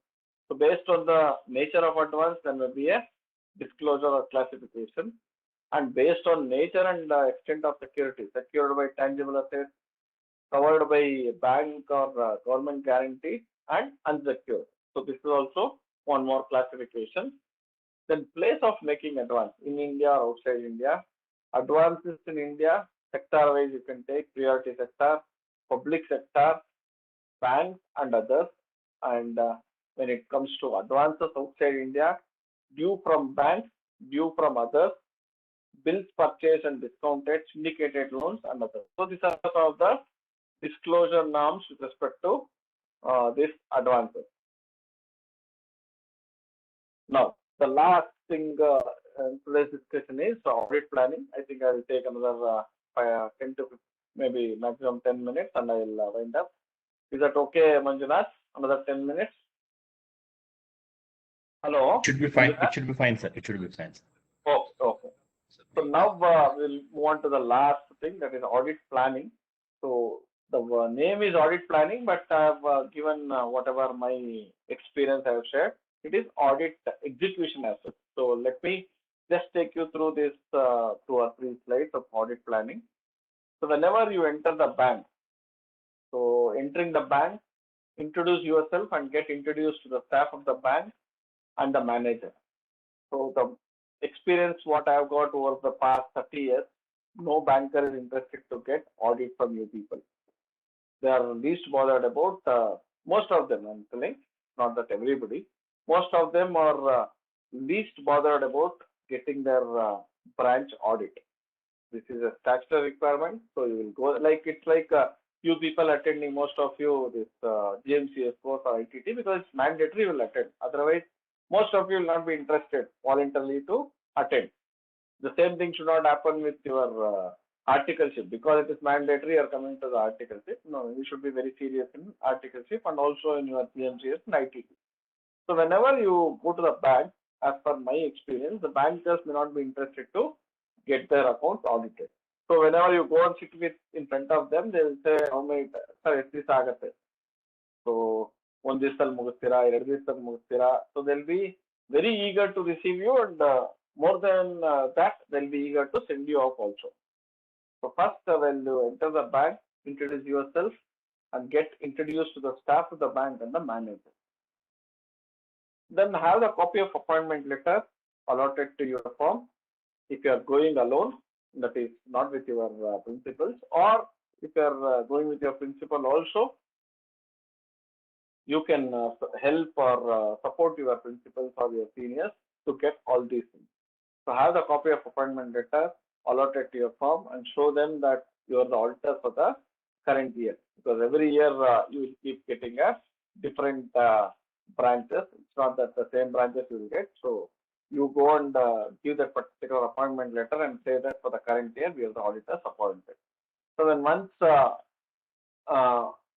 backend, when you are appointed for a particular bank audit, you ensure that your principal has to ensure, I'm just telling you, that he has to communicate with the previous auditor and get a no objection letter. I have not written here because it's not for students, for the principal, but anyway, you should know that so that you can, if it is not there, you can help that, you can prepare that no objection letter from the previous auditor and get the no objection certificate. Whenever you get an appointment letter, they will tell who are the previous auditors. And once you know who are the previous auditors, you have to obtain a no objection letter from them. Have a questionnaire prepared before going to the bank. So you may have your own questionnaire. I have not given the format. Like questionnaire, just to give you what are the ingredients of question, I can tell you. Like you can ask in the questionnaire, like what is the advances in your bank, what are the deposits in your bank, then what are the limits of a particular bank. I told you earlier when we were discussing, there will be limits for each and every bank. The manager says, I have a limit of sanctioning this much of amount towards housing loan, this much of amount I have got a sanction limit of for CC. So every loan you may have a limit. So in the questionnaire you can have some of these questions you can ask, like what is the code of the bank, what is the advances, what is the total deposit, what are the limits for each and every loan. Then you can ask whether inspection report has happened, because RBI inspection happens once in 2 years or 3 years depending upon the branch, and there will be internal audit and there will be concurrent audit for few bigger branches. So you should ask all those things, whether it is subject to concurrent audit, whether it is subject to bank's internal audit, whether RBI inspection has happened. If it has happened, get those in the previous financial year, get those reports. Then whether any fraud has happened, whether it has been reported. So any cases are pending, whether you have gone on any borrower, whether you have filed any cases, pending cases. Like that you can have, based on your experiences, your principal and your seniors, you can sit with them and you can ask, you can prepare a questionnaire. When once you go there, you can hand over the questionnaire and get the same signed by the manager, and also you should collect the required information.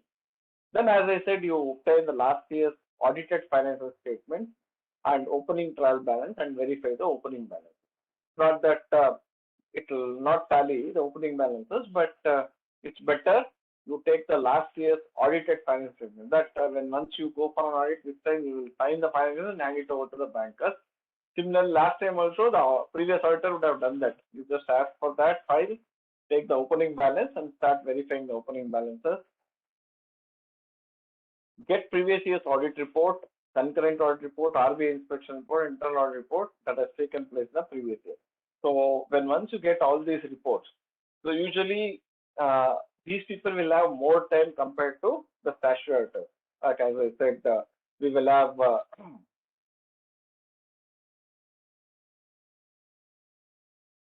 the fixed time. That is, when you go in the first week of April, they may say you may have to complete by 12th or you may have to complete by 15th of April.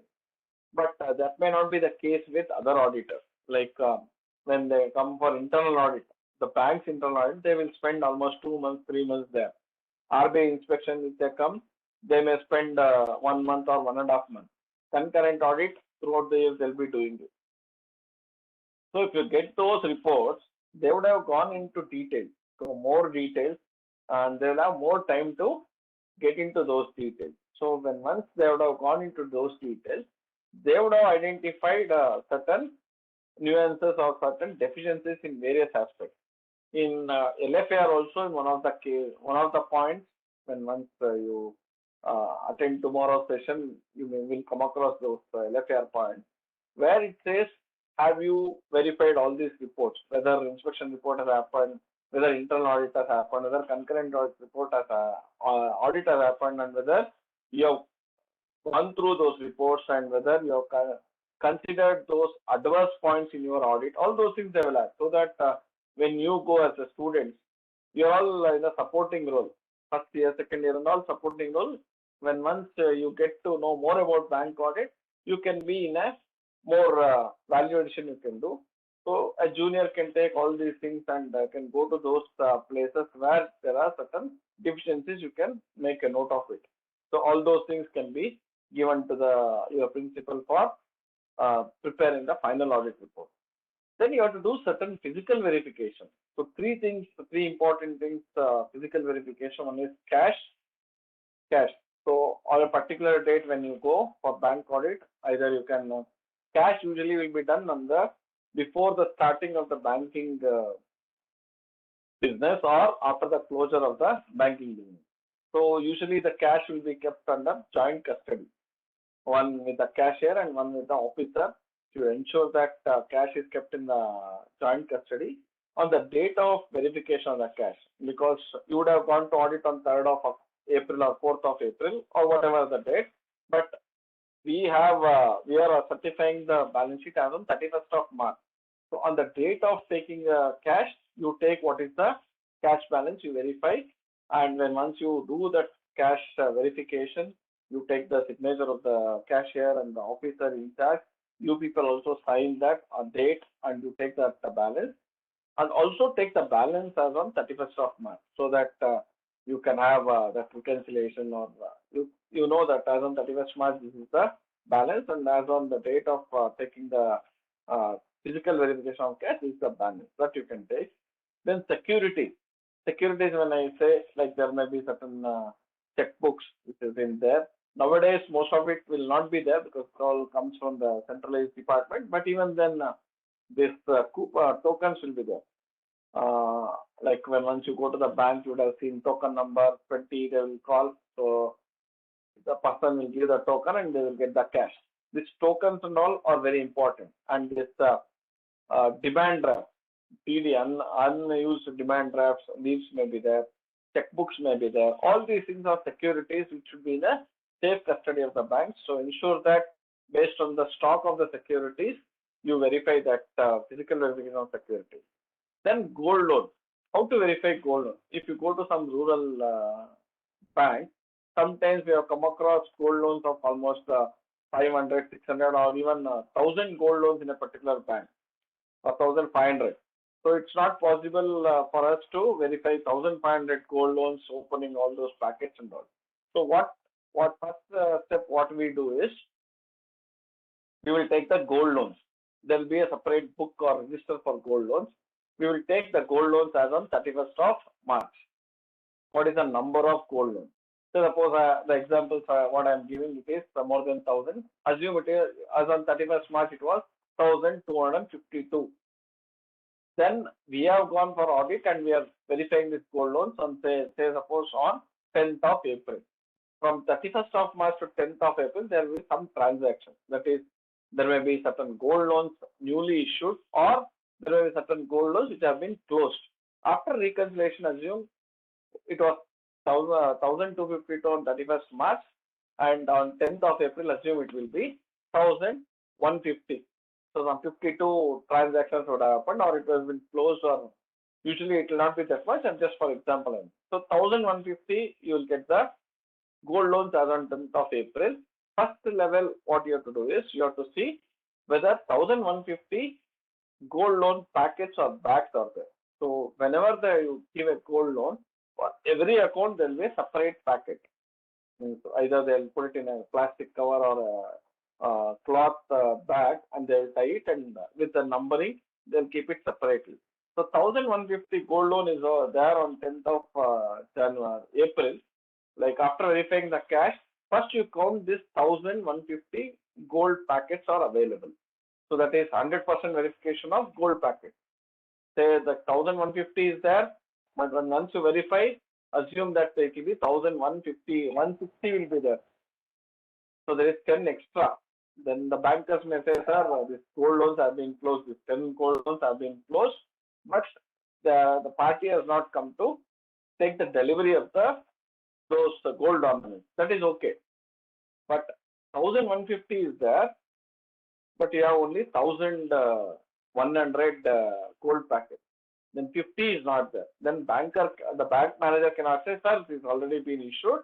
Another 1 week or 10 days, they are coming and giving the gold jewelry. Then we will put it in a bag. So that is not acceptable.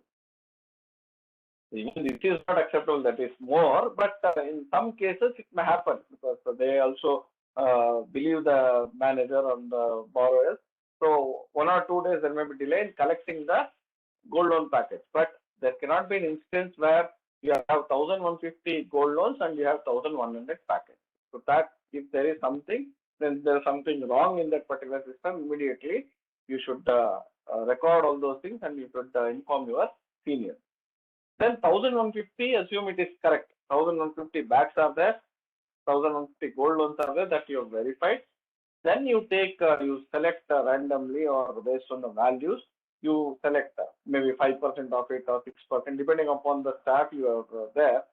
Then assume that you will verify around 30 to 40 gold loans.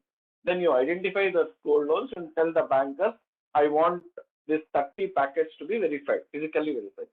Then you take those documents of those 30 gold loans, because all these 1,150 wouldn't have been issued in the previous year. Out of this 1,150, maybe around 200 may be issued in the previous year. Other things may be a old loan. So in that 200 previous year's gold loans, you may select around 50. Get the documents, get those packets in front of the people. You just open that and see whatever is written in the document. They would have written the description of the gold ornaments that has been given. So that you can verify. And of course, if girls are verifying that, they'll be interested to see all those gold ornaments. They will get to know the various designs that are available. They can just don't handle those. Don't take it into your hand and do something else. So ask one of the what do you call this? One of the staff to come there. Let them open that. You can just see and you can keep it.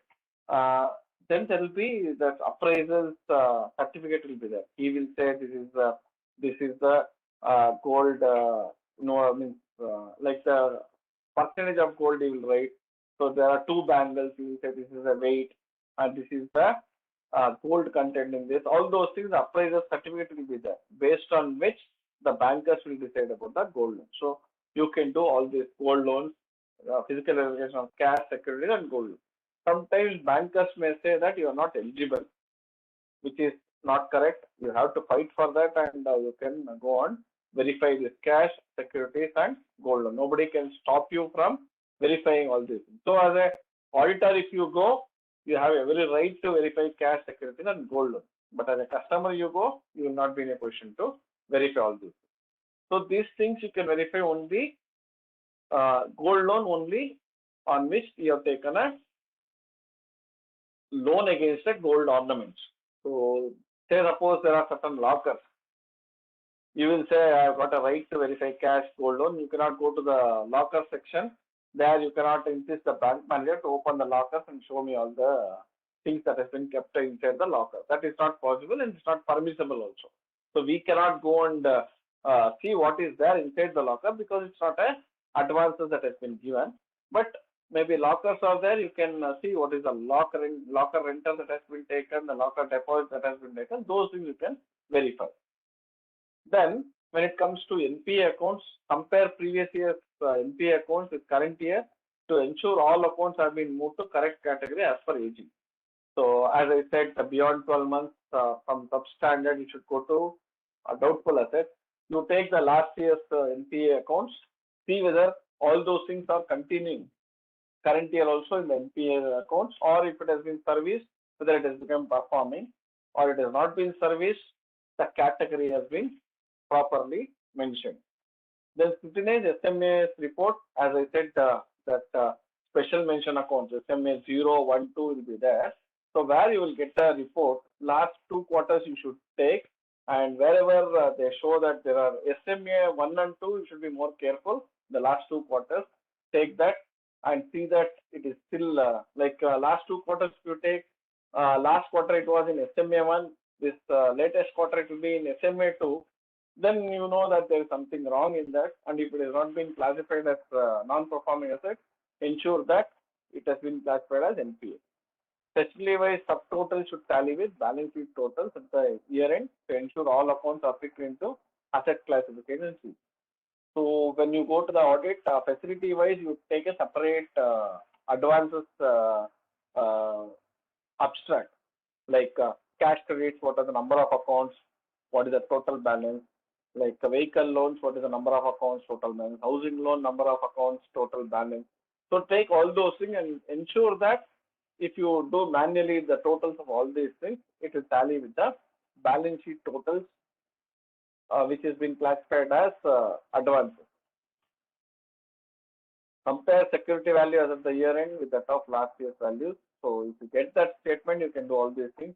Ensure reversal of unrealized income. Check all the accounts that become NPA during the year. So as we have discussed, wherever what you call this non-performing assets are there, we should not recognize income. So it has to be reversed. So ensure that reversal of unrealized income has been done. So check all the accounts that became NPA during the year and ensure that unrealized income has been reversed. Check all the credits in NPA accounts to ensure that recoveries in the accounts are first appropriated to income account, that is interest account, and then will be taken to the principal amount. We have something called MOCs, that is Memorandum of Changes. Check MOCs raised by previous auditors and confirm whether the same have been effected in branch book. So in banks, what happens whenever you suggest some changes, it's done in a Memorandum of Changes. And in banks, you cannot go back and do the changes. Like when we do small businesses finalization, in tally we may go back before 31st, we do all those changes and we may finalize. But in companies, big companies and banks, you cannot do that. So any changes that has been suggested by the auditor, it has to be done in the next year, that is in the month of April. So last year's MOCs, if anything has been issued by the previous auditor, you take that and see that it has all those entries have been effected in the branch books. And don't get into arguments with the staff and behave cordial. So don't show that you know everything under the bank audit. Don't get into their arguments. Just have your say, have your viewpoints, and if you feel that it is getting into arguments, you can just cut down that argument, because you being articles or juniors, they may not like arguments from new people. So you can take your viewpoint, you can get their viewpoints, go and report to your seniors or your principal. And next thing is enjoy bank audit, both in terms of learning and experiencing new areas of audit. And if you get outstation audit, you enjoy that place. While you are outside or when you are inside the branch, you have to do the audit. You have to give your best efforts, because you are not auditing the bank as such. As I said, banking is a backbone of the economy. So you are contributing by doing the best audit. One thing is the integrity and professional ethics you are following, and second thing is you are auditing the economy itself, because that's the backbone of the economy, banking. So we should put our best efforts so that we will bring laurels to ourselves and also our firm, which has given us opportunity to do the bank audit, and also our institute, that is ICA, which has given us this opportunity to go and do the bank audit. And finally, we'll be helping the economy as such while doing the best audit. So these are some of the things I thought I will share with you with my little experience of over 25 years as a chartered accountant and almost 4 to 5 years student also. So enjoy bank audit and do well in the bank audit if you are getting an opportunity. Finally, I thank each and every one of you for giving me a patient listening. Thank you.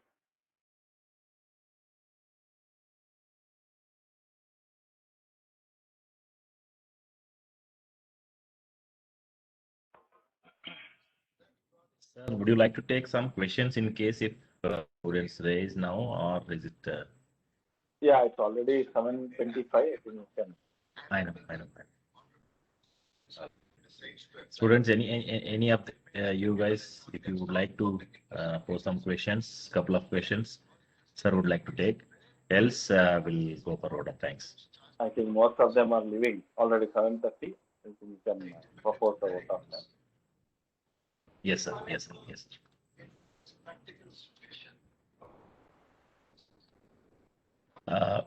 Good evening, student friends and CA Kotaya Srinivas sir, speaker of the day.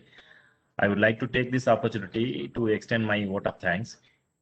First of all, I would like to thank SICASA and Bangalore branch of SIRCF ICI for organizing a session of 4 days for students on bank branch audit, and especially CA BT Shetty sir and chairman, and CA Shivram Bhatt sir, chairman of SICASA Bangalore, who have planned this event especially for students, because it is CA students who would be performing bank audit majorly.